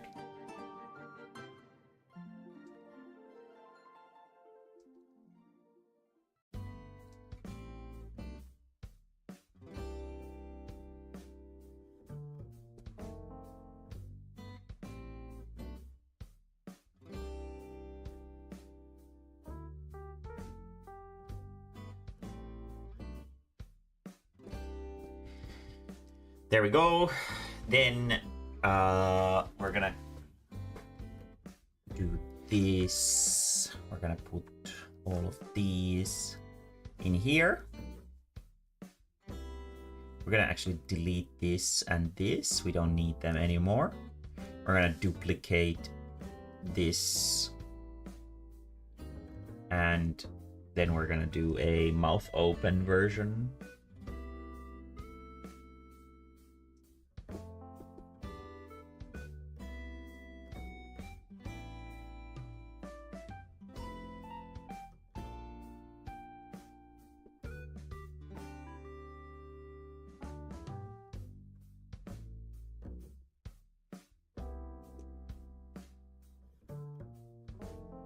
Maybe not this open. Maybe like this.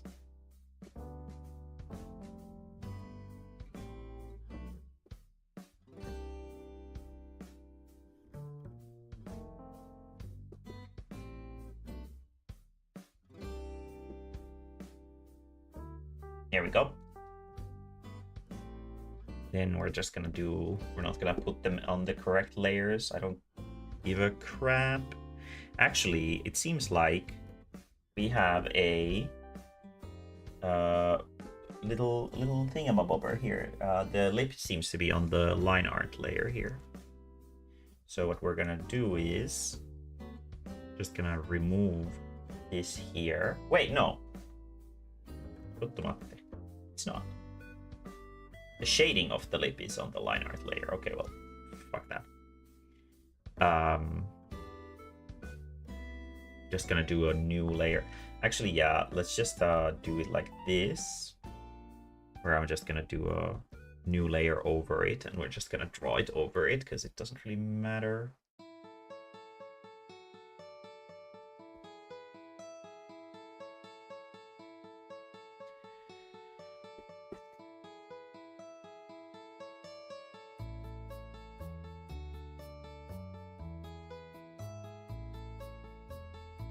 I wish making art stuff didn't take so much time. Always, like the issue with, like, even if I have a lot of ideas and stuff,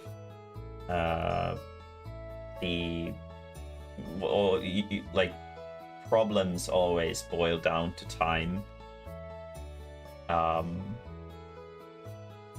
Like, I don't have time to draw this and that and this and that I wish I could sometimes, but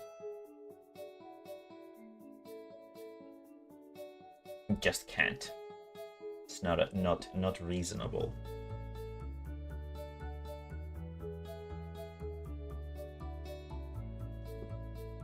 Which kind of sucks, but one day I'll have a hyperbolic time chamber.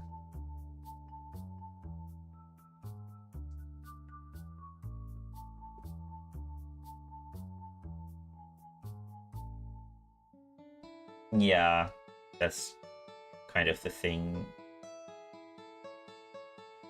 is that there's too much that I would want to do, but too little that I can reasonably do. It just is that way sometimes. What is my opinion on berry inflation? One of the weirdest and stupidest fetishes that I've ever seen. I understand where it comes from, but it's so fucking specific. It is so specific. I've never seen the appeal. Like, what? Like, inflation itself is already, like, wonky enough. But, like, why do we have to make it blue? It's like the Smurfs, but inflation.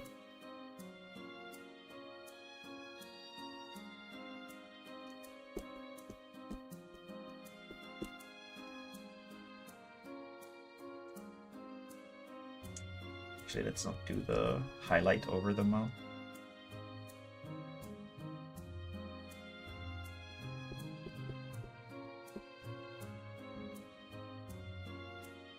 Don't see the appeal whatsoever. I mean, it's a very harmless fetish, so if someone's into it, like, fucking go for it. But I just don't get it at all. What the fuck is that? It's inflate. So if you ever seen Willy Wonka's Chocolate Factory, yeah, Charlie and the Chocolate Factory, there's a scene where a character, like a girl, she like eats something bad and then she turns into a balloon of herself, but blue. That's what it is. That's what the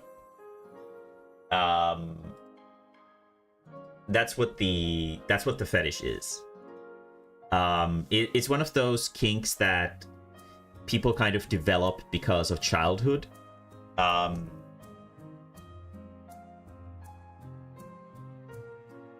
It's because they see it and something kind of awakens within. But it's a super specific thing. Although there are people, like, you see it every now and then, it doesn't have a big audience at all.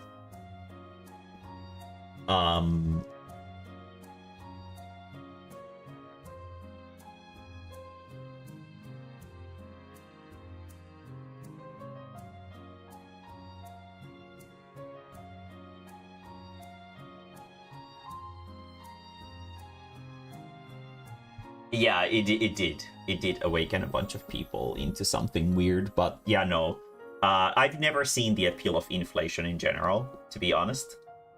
Never been into it or like appreciated it that much. I've been commissioned to draw it, but it's not really my thing. I don't get it. It's like some inflation things that I've drawn are like some of the most popular things that I've ever drawn. Like they're like super popular, but like I don't like them at all. I think they're stupid.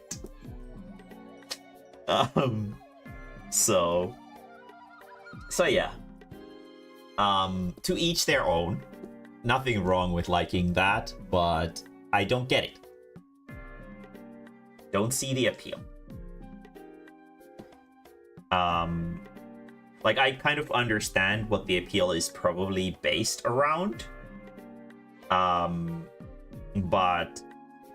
I don't, it doesn't, like, it's not really a thing that I find relatable in any sense or appealing. I feel like a lot of these body size based kinks are very American in general, because I feel like they are used as a way to cope with some self-image issues that Americans might have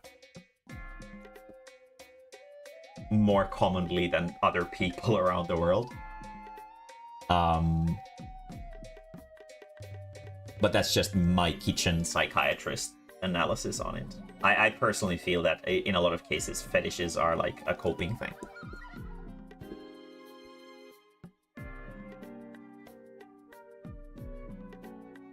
There we go. Nice. And then we're gonna do a noise cancellation layer for both. And, well, only one needs. We need only for one, but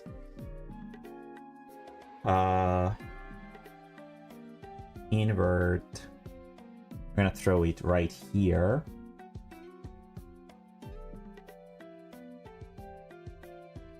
There we go.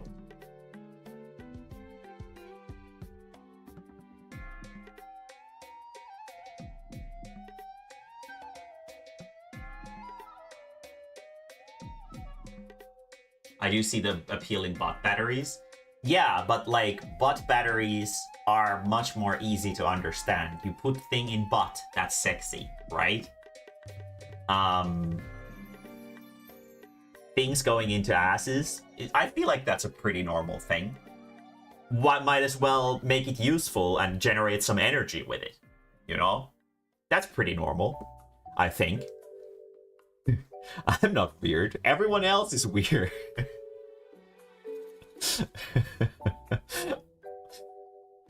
Fucking people really latch onto the bot batteries. I don't really get why. They were like a fucking like a pretty like fucking tongue-in-cheek nonsense idea that I came up with. But there's a lot of people who make comments about them even to this day. It's like, so what about the bot batteries though? And I'm like, what about them? What do you have against green energy?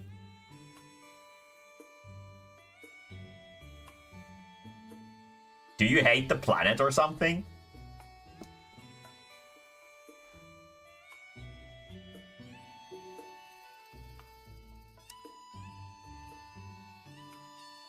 There we go. Okay, that's good. Then we have... or I guess it's Elra or whatever the character's name is. There we go. Put those in there. Boink. Okay. We have one done. And it's fucking half past.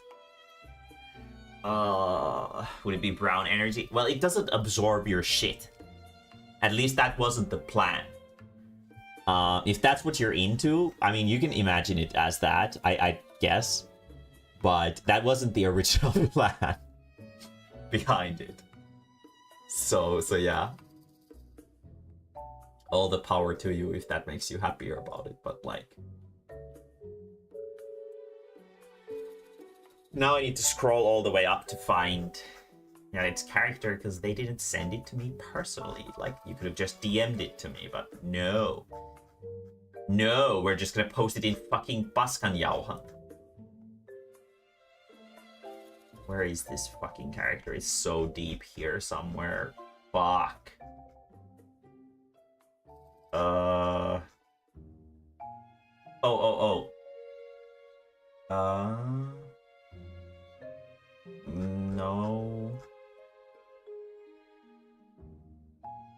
That wasn't it.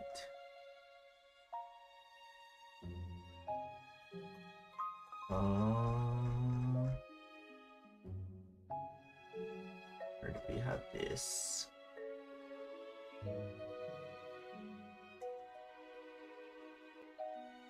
Up there.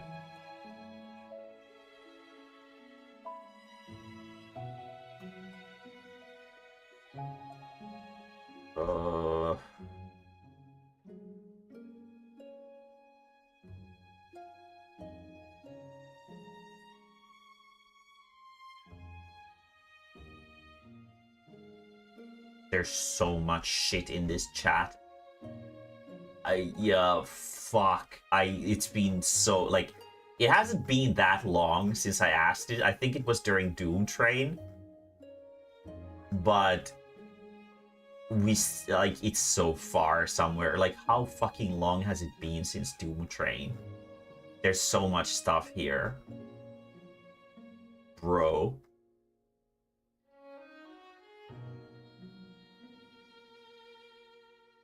What the fuck?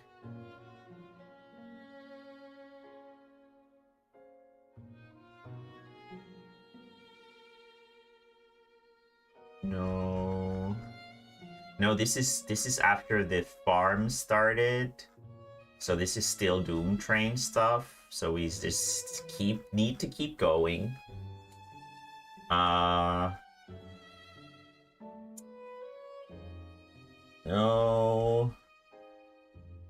No. No.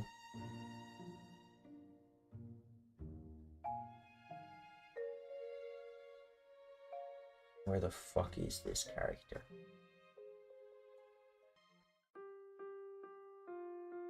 This is actually the first time I'm actually doing one of these dragon... whatever they're called, aura or something.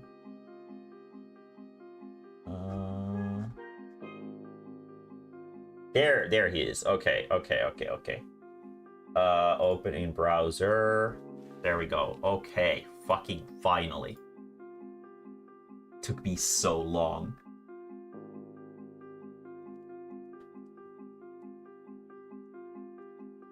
From my observation of people, I think inflation is a less of a coping thing and people just like round shapes. I don't know if that's the case.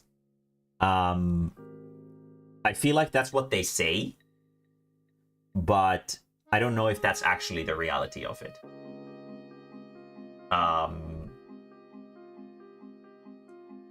These guys are very sharp-edged, but we're gonna make it squishy, even though a little bit less squishy, but still pretty squishy.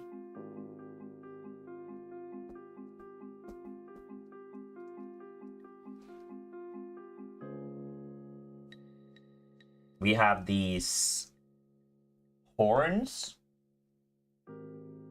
that are like this.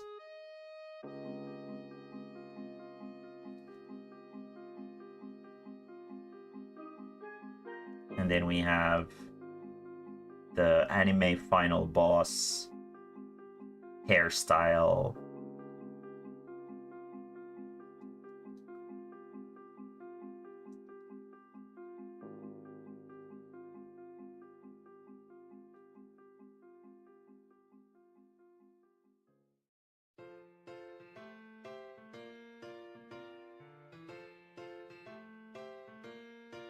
Do they have ears? Do the dragon people have ears? The picture is like from straight, facing straight. Do they have ears?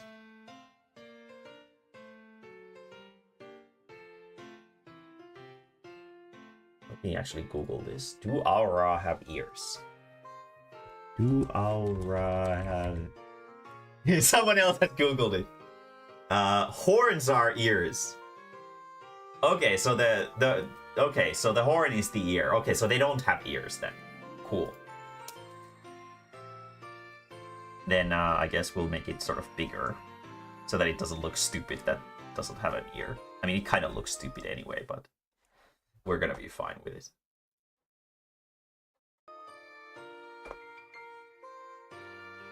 I mean, you don't have class-restricted glands in Final Fantasy XIV anymore. You can basically make any race have any kind of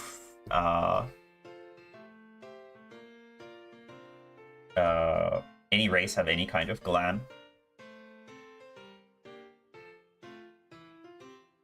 Or any job.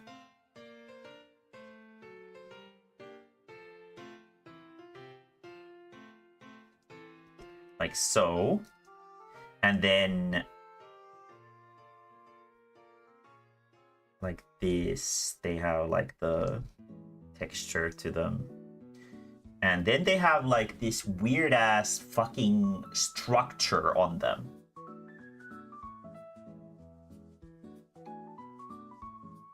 And I'm not gonna draw all that detail into it. It's just gonna be like this.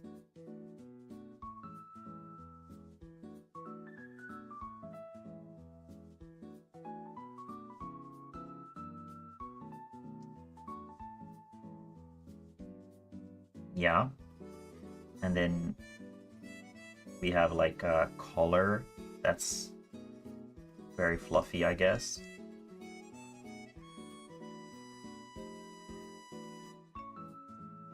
And then we have one of these on the face as well.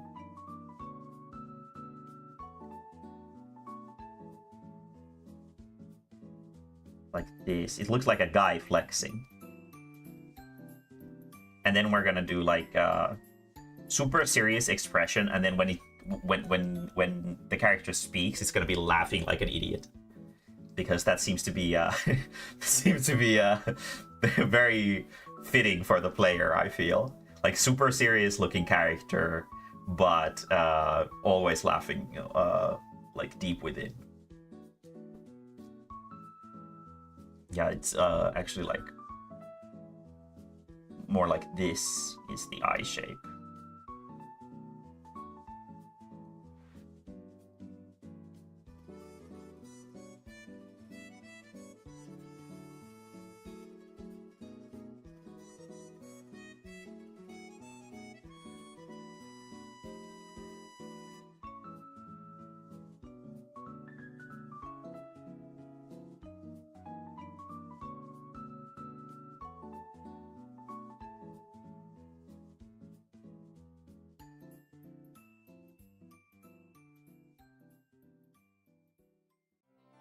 And kind of a stoic expression.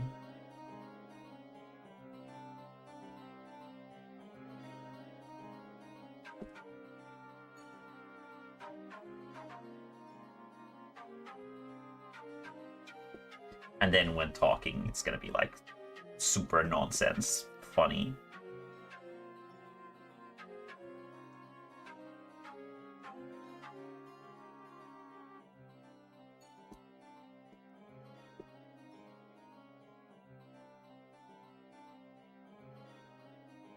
There we go.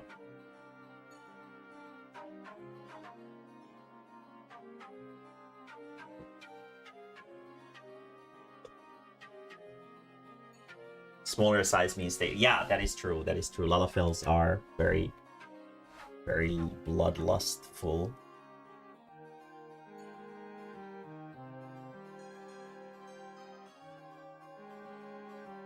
For me, it just kind of comes out as toxicity. That's kind of how I represent my hatred towards everything. By just being really toxic.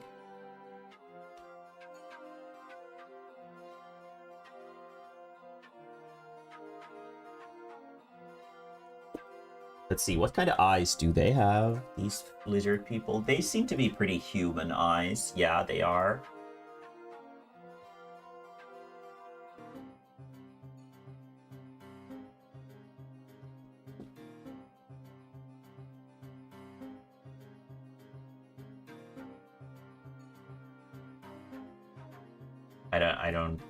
Is that the second one or the first one? I haven't done the second one yet.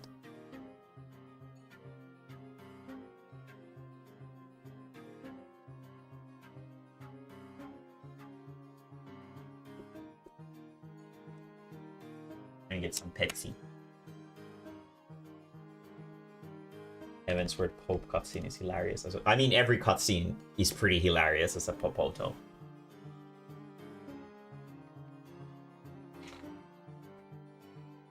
They walk like they have diapers on. Like, how the fuck are you supposed to take any cutscene seriously? When it like looks like the character's lugging around like a fucking massively soiled diaper. It's just this. The Lalafell are the least cool thing there is to Final Fantasy XIV, and that's what makes them so precious.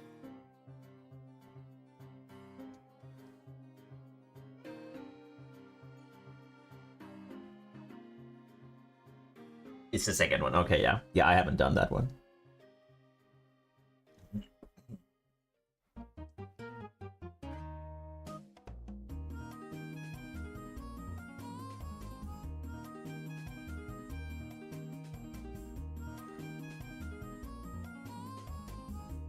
I mean, I guess, yeah.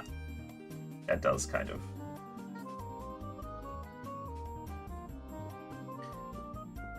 Well, technically there isn't really red magic, it's just black and white magic.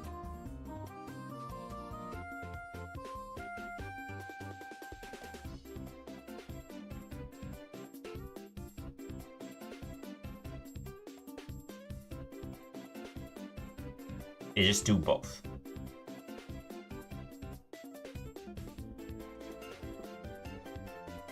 At least that's how the lore was in the original games.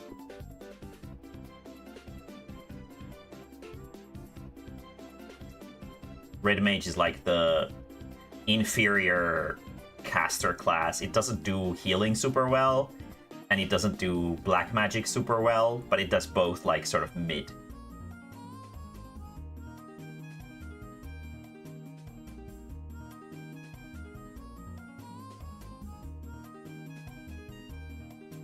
I mean, black and white makes gray, not red.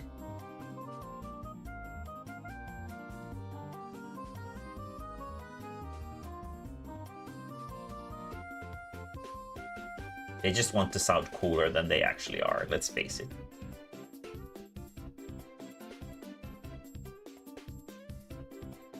I don't know what the fuck any of that is, except for Shandotto. I guess however her name is pronounced.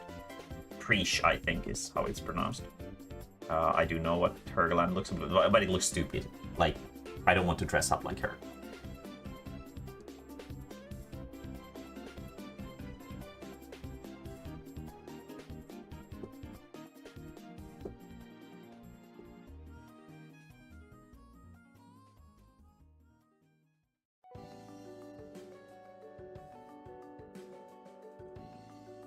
I know what they are.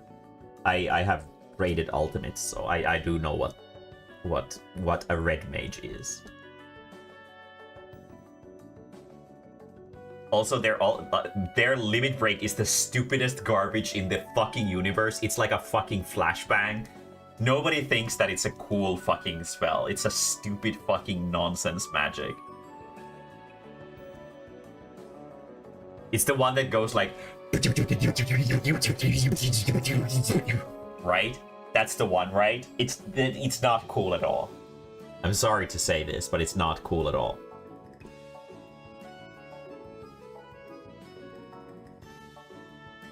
Actually, let's use one of my cool brushes for this. I have a tattered edge kind of brush in here. There it is. That's a fuzzy. This one's probably good. Yeah.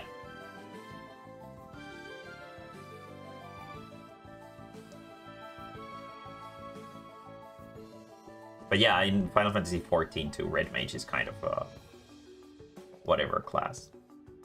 It's decent. But like, if you want to do damage as a caster, you would pick Pictomancer or Black Mage instead. And obviously you're not gonna be fucking casting Vercure or whatever it's called in like a proper raiding environment. Like, if you are, then something's really, really gone wrong. I mean, Meteor is a Final Fantasy classic, except for like, unlike...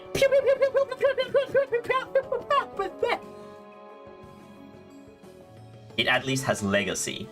Unlike...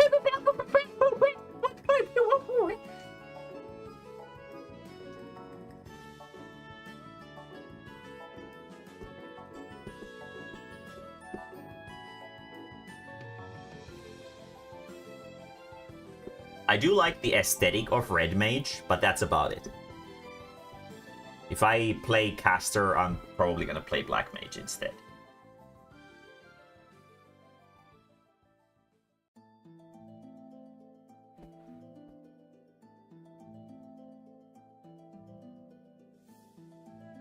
Yeah, and I'm talking... I mean, the damage of the limit breaks is exactly the same for every caster. It's just a different animation. There is no functional difference to any of the limit breaks on the casters. Only the roll differences make a difference with the limit breaks. But yeah, no, Red Mage has a stupid limit break too. I mean, to be fair, Pictomancer also has a stupid limit break. Black Mage, I mean, it's kind of boring. Yeah, it's Meteor, but it's still a classic.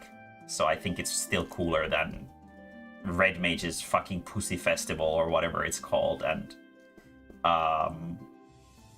Red Mage's Flashbang. I don't actually know what Summoner does. Maybe just commits Sudoku or something. Immediately dies without doing anything. Because I think it already has Mega Flare. So like, what difference would it make to have Mega Flare as a limit break?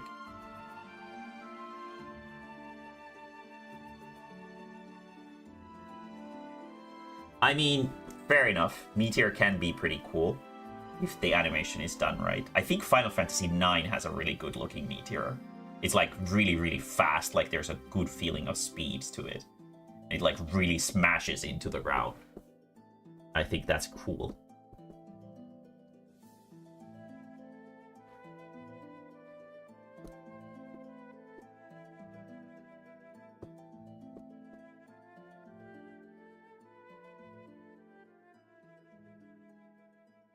Phantom dragon shape that shoots out an attack. I see.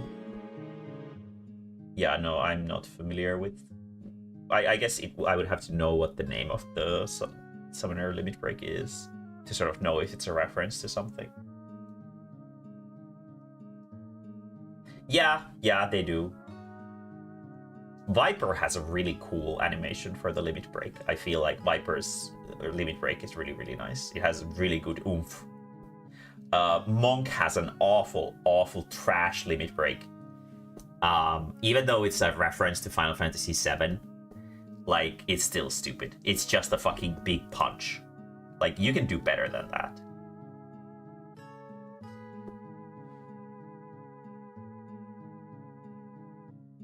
Yeah, I mean, the LB2 and 1 is the same for every class within the role.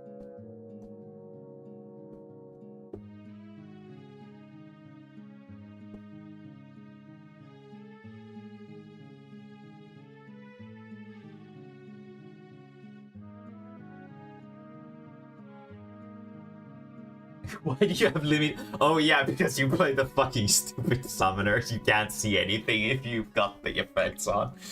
Oh my god, why the fuck do you even play it if you don't even look at the fucking animations? God damn. Limited animations on everyone. Wait, no, that doesn't make any sense. Even if you have limited animations, you should still see limit breaks.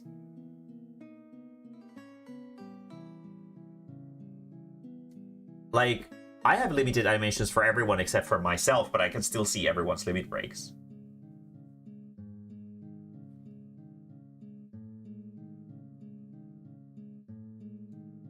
Final Fantasy VII isn't... No, I don't really like Final Fantasy VII in general. I think it's boring. There's, like, the aesthetic of it is kind of overly drab. And because of it, I don't really find it super interesting. Also, the PlayStation 1 graphics are miserably awful, to a point where it's kind of distracting. I have played through 7, but I wouldn't really call it one of my favorites by any means. Final Fantasy 9 is like the quintessential PlayStation 1 Final Fantasy game, I feel. It's way better in basically every aspect. Maybe I've seen... Yeah, You're fucking keeping your eyes closed or something. Yeah, it has like the character sort of climbing up like a snake's spine or something. And then the snake bites, and then it goes like whatang, and then there's like a big boo-boo. It's pretty cool. It goes like jibbity jibbity jibbity, and poof. It's pretty cool. It's pretty cool if I say so myself. Also, my wrist is telling me that I'm definitely not going to be drawing after this, so I'm going to have a lot of work for tomorrow, which fucking sucks. Oh, no!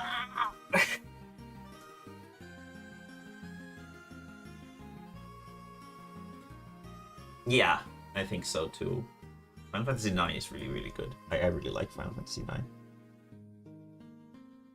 It's much more like likable and sort of joyous than Final Fantasy VII.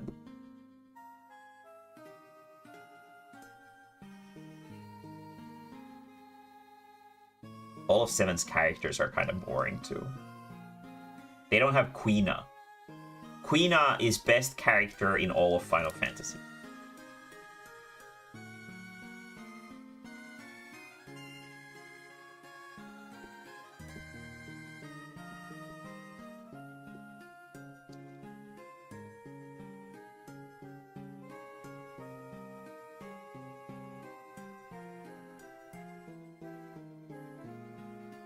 You should have heard my sound effects while we were raiding yesterday. One of our raid people was complaining that they can't hear the like a marker because it appears on the healers and we're so far back. So I started making the noise for it while I was running. Like as I ran, everyone is so confused.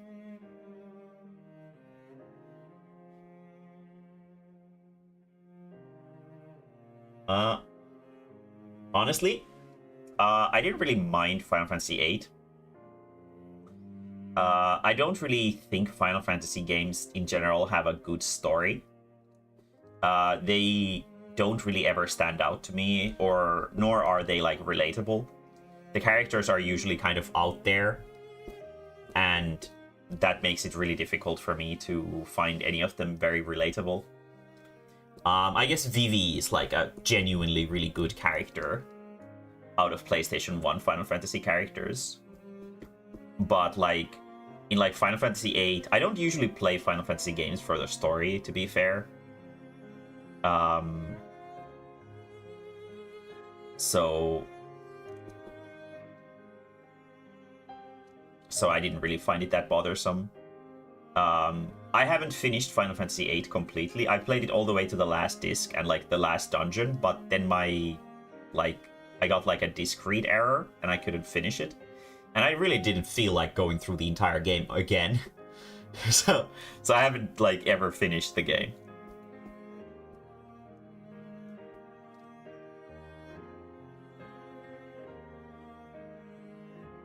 I basically finished it, but not quite.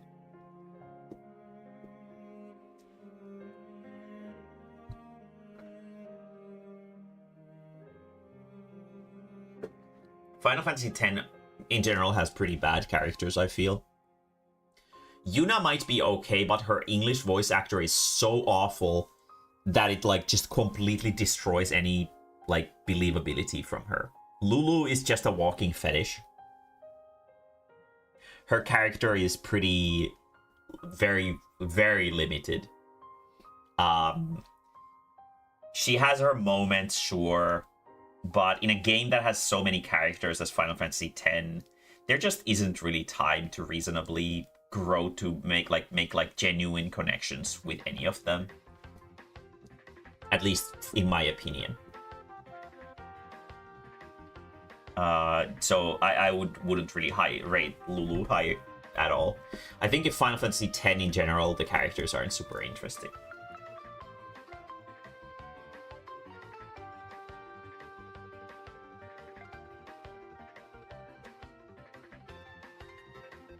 How do I feel about classic Resident Evil? Never played it. I've only played the Resident Evil 7 onward games. I played the remakes of 2 and 3, but I don't think those really count. I played Resi 4 original, but I don't think there's anyone who thinks that it's not a good game. It's just an objectively good game.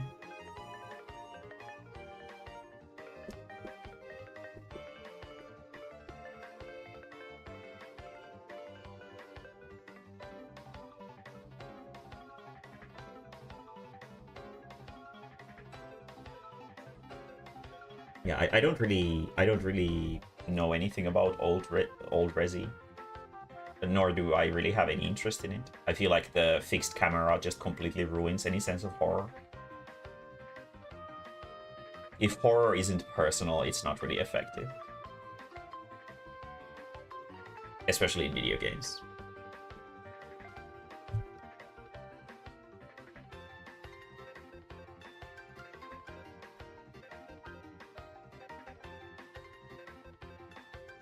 And you can't really get more not personal than a fixed camera perspective of a character doing something. So you can't get surprised by things properly. I guess like, yeah, loud noises can still make you jump and, oh, there's a spooky guy coming from behind the corner. And with these shitty controls, it's so difficult to kill them. Whoa! Doesn't really do it for me.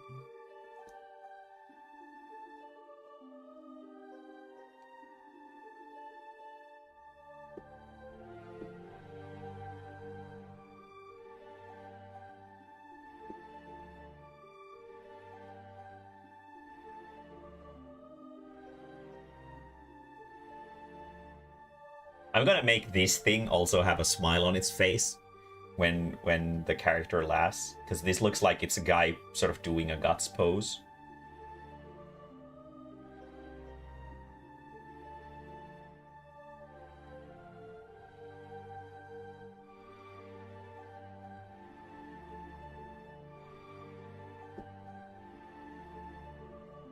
Clock Tower? No, never played it. It's the Scissorman game, right? No, I haven't played it. I don't really think old horror is super good for in video games. I think first-person horror and modern third-person horror is like just objectively better.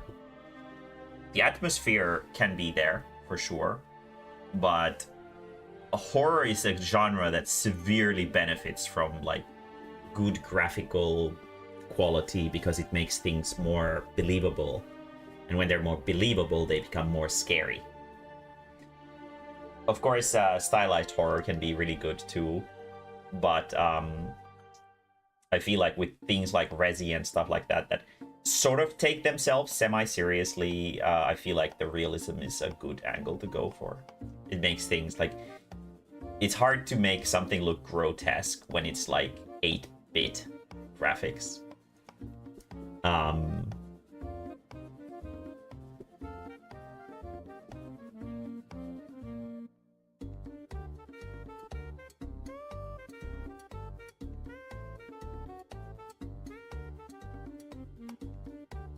This one's a fat turnip. Let's not make it that fat.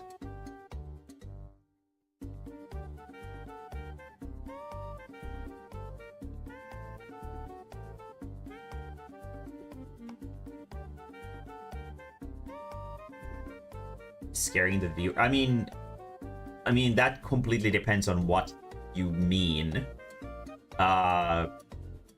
If you mean like in horror video games, I think that's a pretty stupid take. If you think in horror movies, if you mean like jump scares and stuff like that are stupid, yeah, I agree.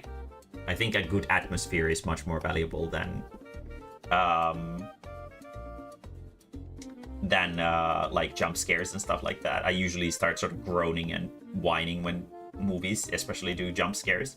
I don't really necessarily like jump scares in video games either. I feel like there's like cheap scares, and atmosphere is much more important for horror. But obviously, in a game that is about interaction with the world that you're in, if you're not scared of it, it's not a horror game. So scaring the player is paramount to making a horror game function.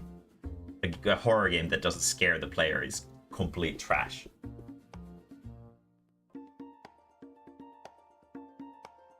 Visual horror more realistic. Yeah, I think so. Absolutely.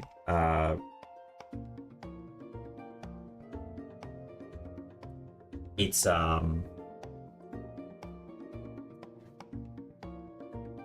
a pretty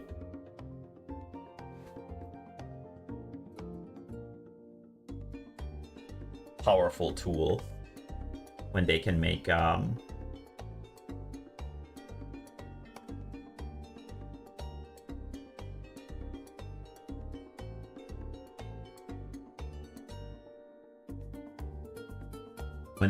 the things actually look scary. Like, I don't think there's anyone in the world who finds PlayStation 1 Resident Evil monsters to look scarier than the new HD versions. Like, you'd have to be basically kidding yourself to say that.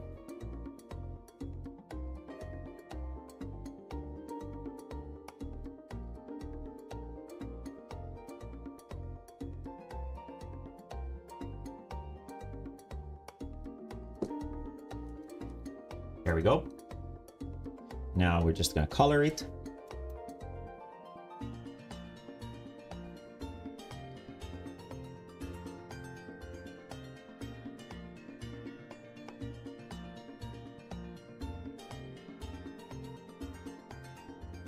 I'm gonna be fucking miserably overworked tomorrow. God damn it.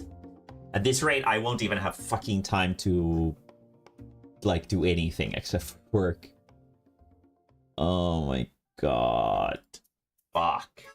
Okay, so this is just black.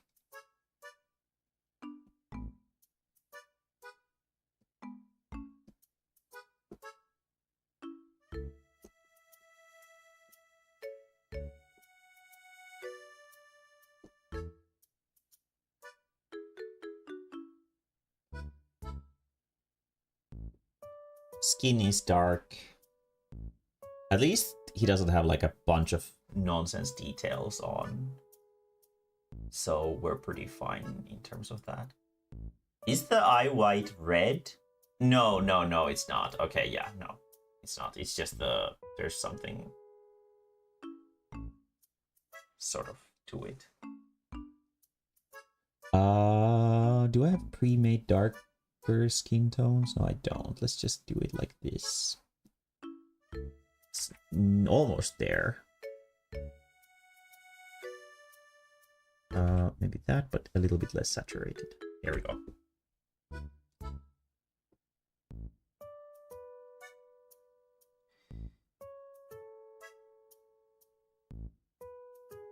Yeah, I actually had a good time with Silent Hill F. To be fair, the end was kind of stupid.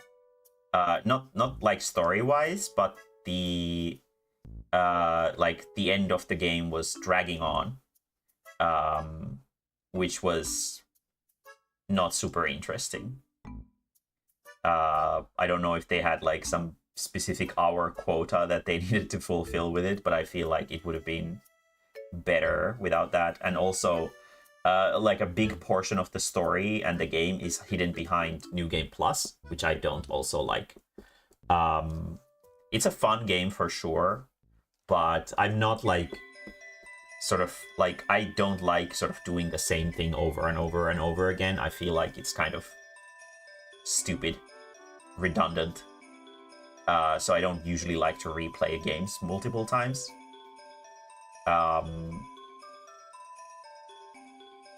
Especially story-driven games like horror. But the gameplay is pretty fun, so I might at some point do another playthrough of it with some mods. I already found one that changes Hinako's metal pipe into a baguette, which is pretty good. So I'm hoping that I will find something similar to that for every weapon. And then I'll do at least the good ending and the true ending and the UFO ending. So apparently the UFO ending is really, really short. Like, you don't actually need to finish the game to get it. It just cuts the game short in the middle of it. So I'm gonna get that, because you get a fucking funny weapon from it.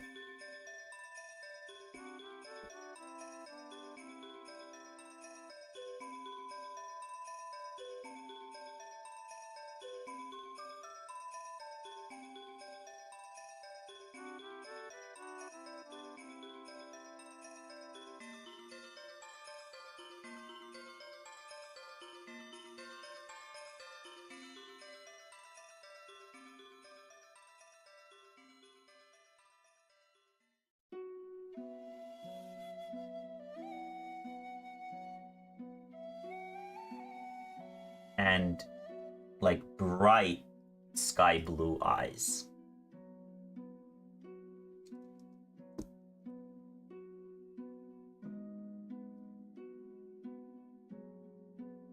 Like this.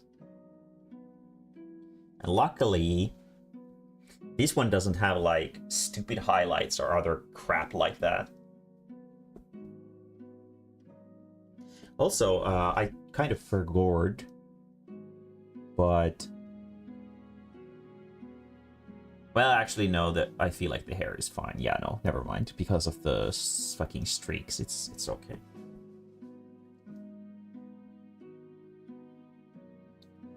We're gonna do this for the eyes, and we're gonna use the same for the hair so that we don't have a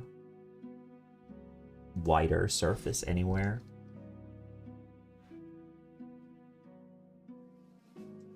Stay sort of color consistent.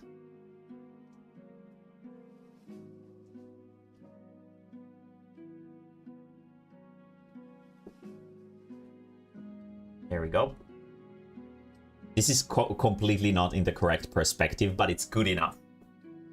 My wrists are already telling me that I think we've drawn enough for today, but I don't want to leave this for later, because then I'm gonna be just fucking procrastinating on it and not wanting to do it. You might as well get it out of the way.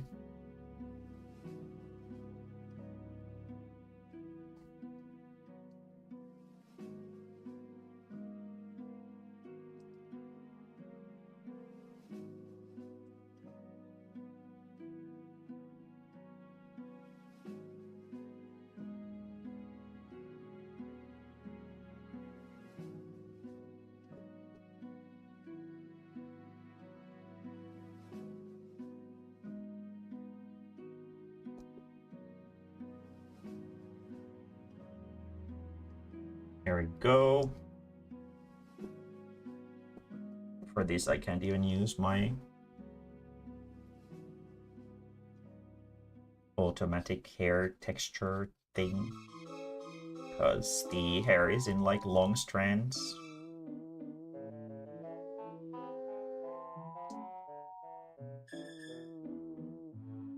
Can probably use it for highlights though.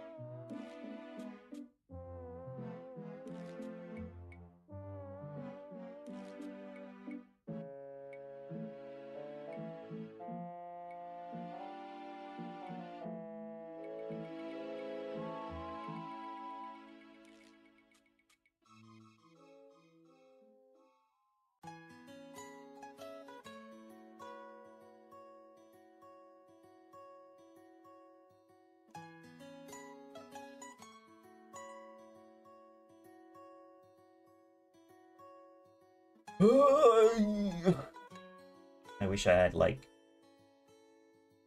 a machine body that never tires out and never gets hurty and broken and can just keep working forever.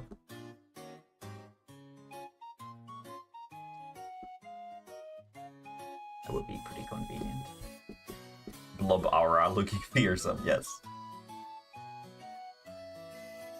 This is the first aura guy I've drawn. But he's not gonna look very fearsome when he's talking. It's gonna be a very strict change in tone, because I feel it's pretty important. Fits the player very well. Gonna give like an XD face to him.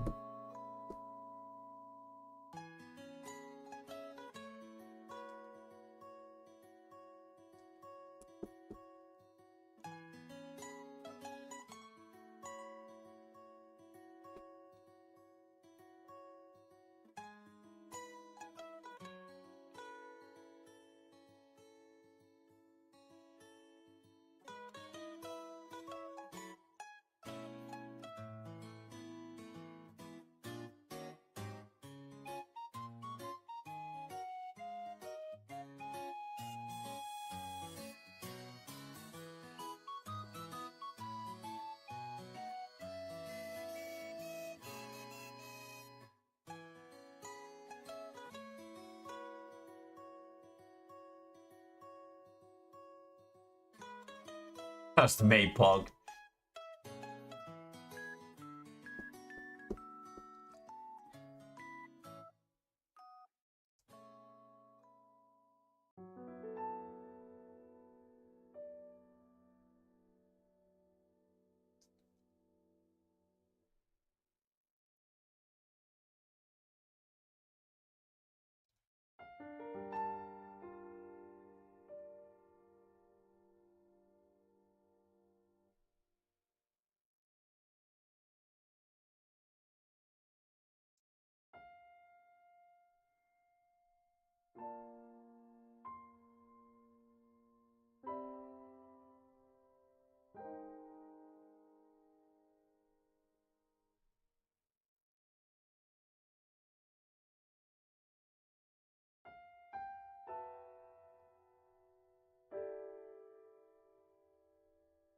Luckily, with white hair, I don't need to be super like the highlights don't need to be super precise. People can't really tell the difference because the contrast difference is so small that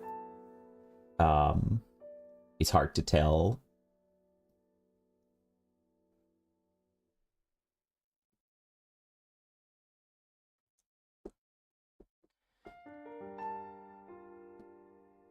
Actually, let's do the face first.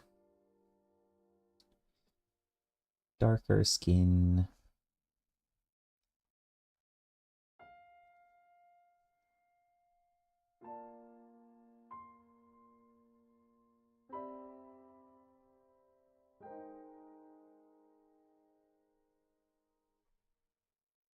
Breakfast?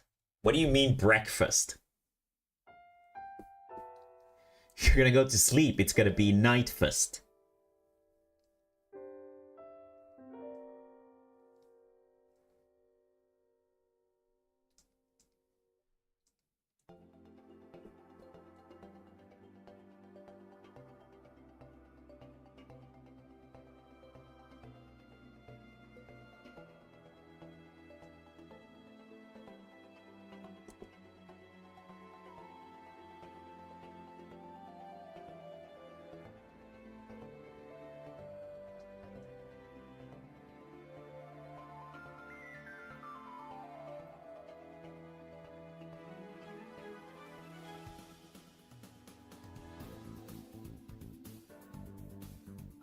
I don't know, they're not. They're from Finland and it's 11 like 11 minutes past midnight over here. Oh, lunch for like carry on lunch for Lie Barbie.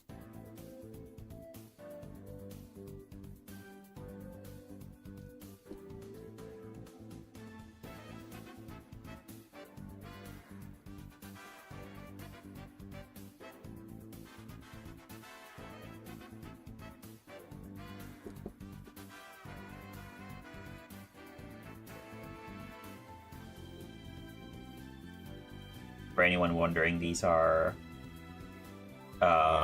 like Google Discord reactive images faces for our raid static members when we raid in Final Fantasy XIV. It's nice to sort of know who's talking for the audience of like one person who sometimes comes to watch the raiding.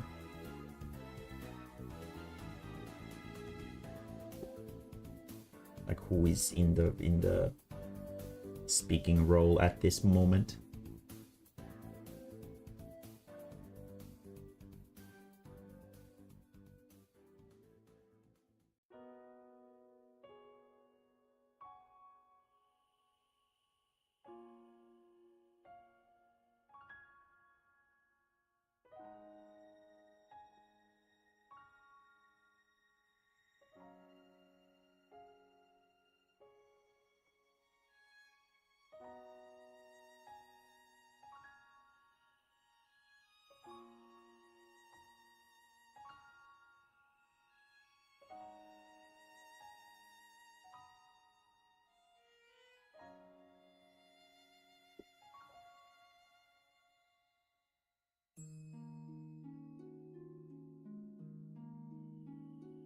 So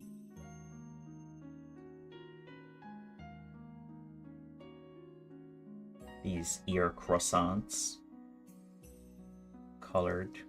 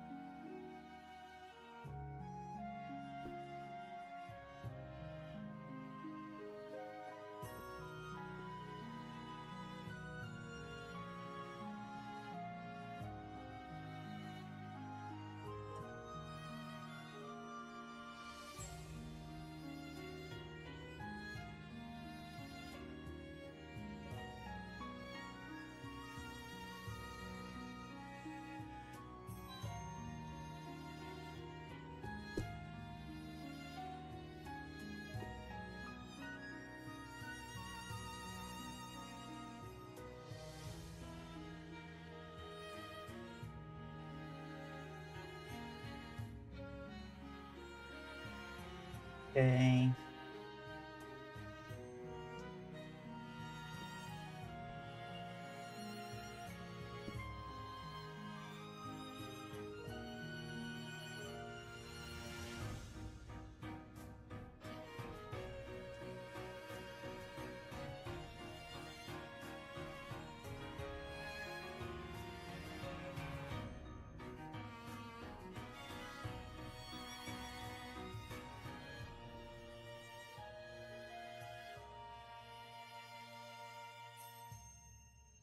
This looks like a go-go. This thing on his forehead. I'm gonna give it like funny eyes. Once we make the laughing version.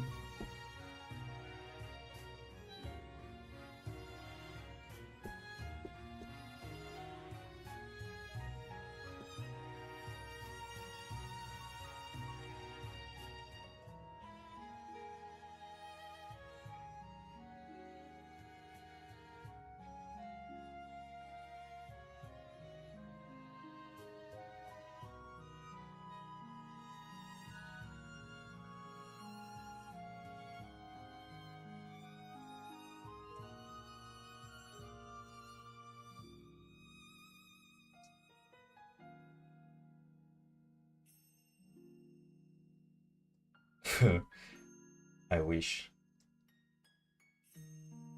Get some extra DPS in with the forehead laser. That would be pretty neat. Okay. Yeah, we don't actually need any sort of extra nonsense for this because we don't have like weird streaks or anything like that, so we're just gonna give it like a soft shading alternate layer, and then we're gonna do this, throw them there, duplicate layer, there we go, and then we're gonna add this editing layer on top here, and we're gonna first do this.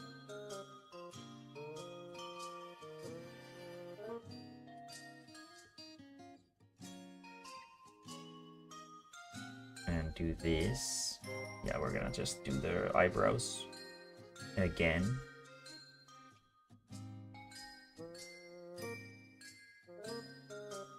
We're gonna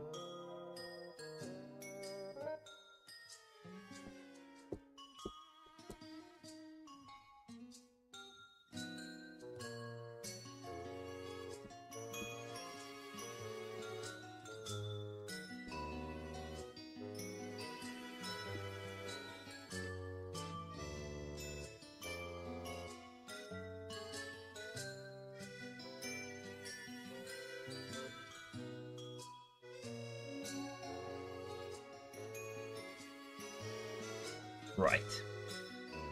Do it with this instead.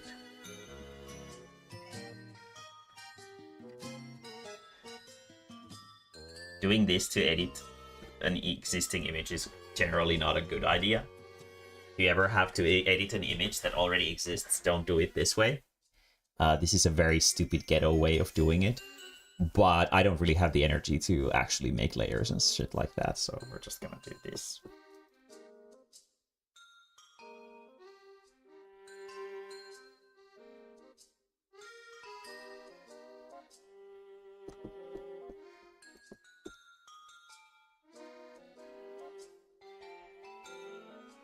Actually, just to make sure that the eyes are in the correct spot, let's do this. Yeah. Be nice if the eyes were roughly in the same position as the eyes are originally.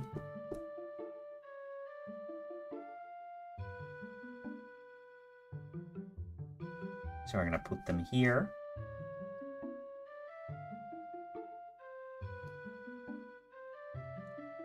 Oof.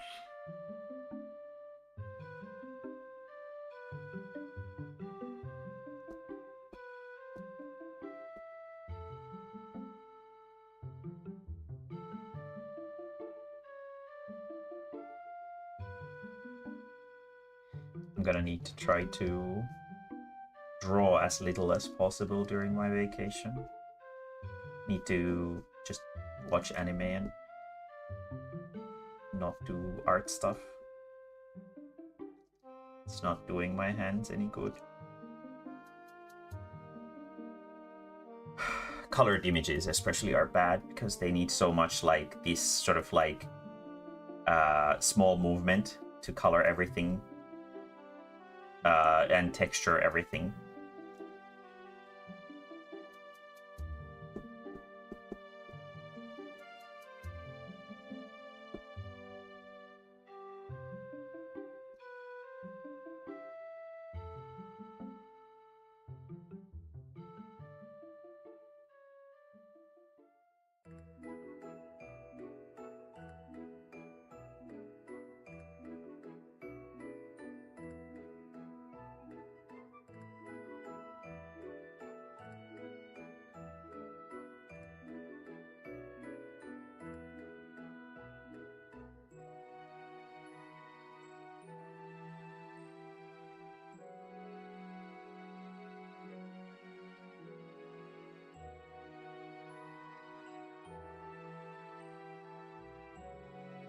Okay. And we're gonna add a color layer.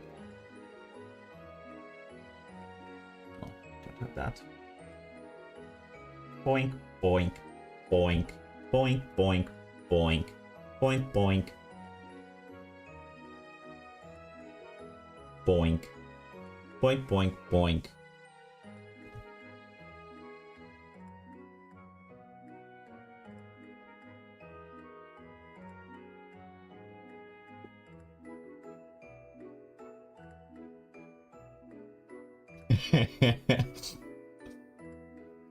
This one's so like very fitting. And we're gonna give this thing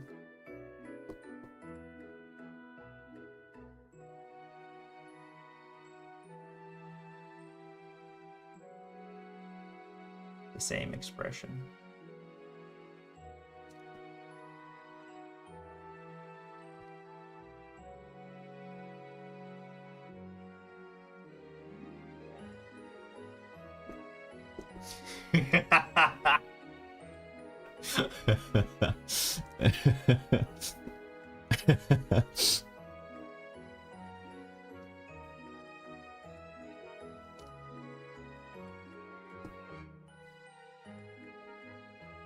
This is like so very fitting. It's like a fist to the face. So perfect.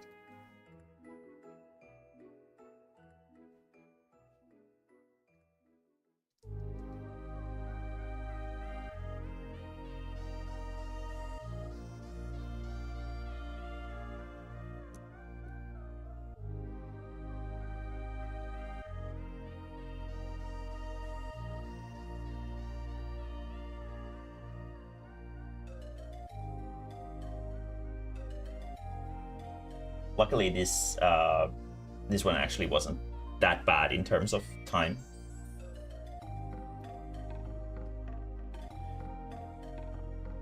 Much more reasonable, because there's no stupid fucking streaks in the hair and other crap like that.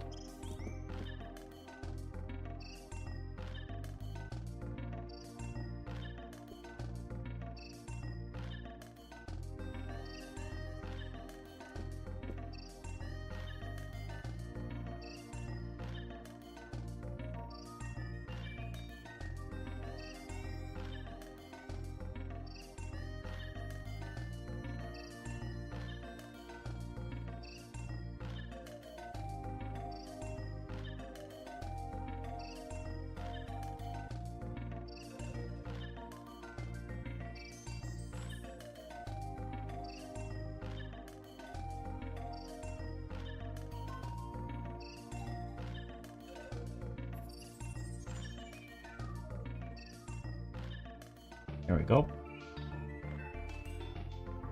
Then a little bit of blush on the cheeks.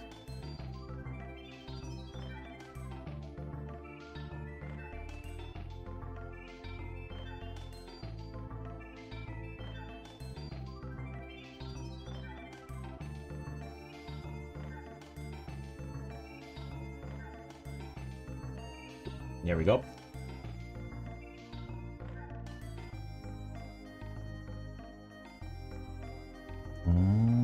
Maybe a little bit higher. There.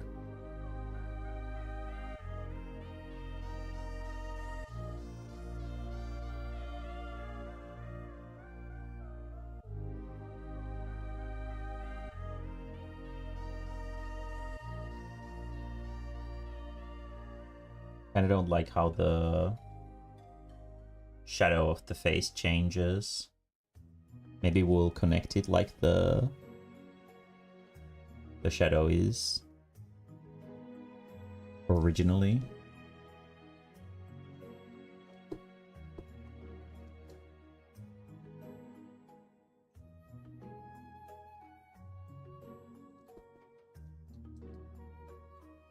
Yeah, true.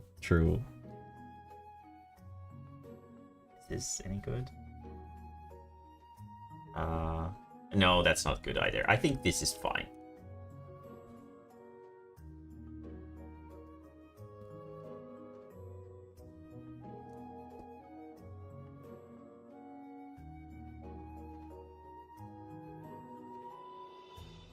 Yeah, it's kind of hard because these eyes don't really match the physical properties of the other ones. But I think it's fine. Nobody cares. Okay, cool. Now we just do the noise cancellation layer, and that's gonna be it for today.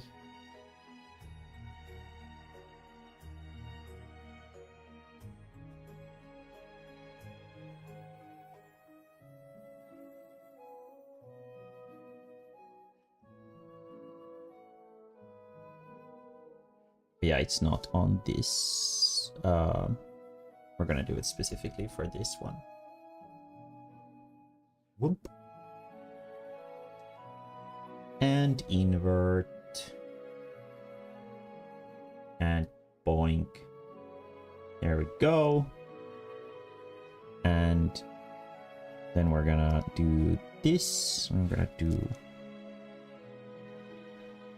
And... throw these there. Now we have them both. Cool. Okay. What the fuck is a noise canceller? So when you're using a brush that has like aliasing on, like this, where you can see that it leaves this this little shit line here.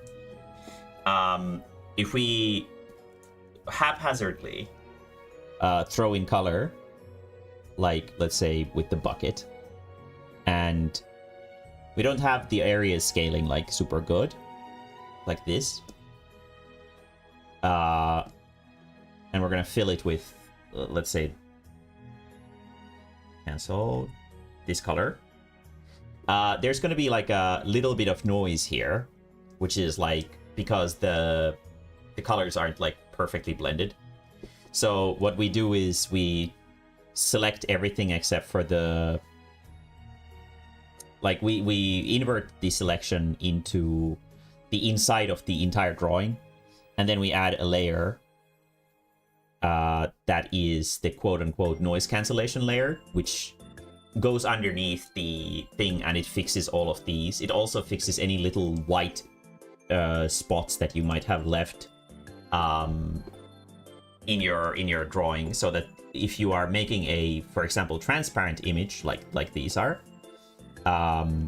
it's important to not have any of those white spots in it, because they will show through, like for example a stream, and then it looks stupid when there's like a little spot in his eyes that you can see the stream through or something like that, and you can't easily see those things with your eyes. So it's good to do a noise cancellation layer. It doesn't really matter if you're not doing transparent art or graphics, but when you're doing graphics that have to be transparent, there can be no noise, or otherwise it's gonna show through the transparency, which looks fucking stupid. So that's what the purpose of the noise cancellation layer is. it's not really relevant if you don't do transparent art like this. If they're not like graphics for a specific purpose like this, it doesn't really matter. Obviously, it looks a little bit cleaner, but most people won't really even see that. But it's a safety precaution to make sure that there are no holes left in the artwork when you make it into a transparent PNG image. But anyway, I'm gonna end the stream here today. I've had my fill. I actually need to go to bed here. My Saturday is gonna be kind of shit. It's gonna be nothing but work, which I'm not super happy for. Hopefully I'll have work done by 9, so that I'll have like Tropical Abyss be the sign of my freedom. But even for that, I need to do like map assets. Well, I already have the map assets done, but I need to import them into the system and stuff like that, which is kind of an ass fuck thing to do. So we'll see.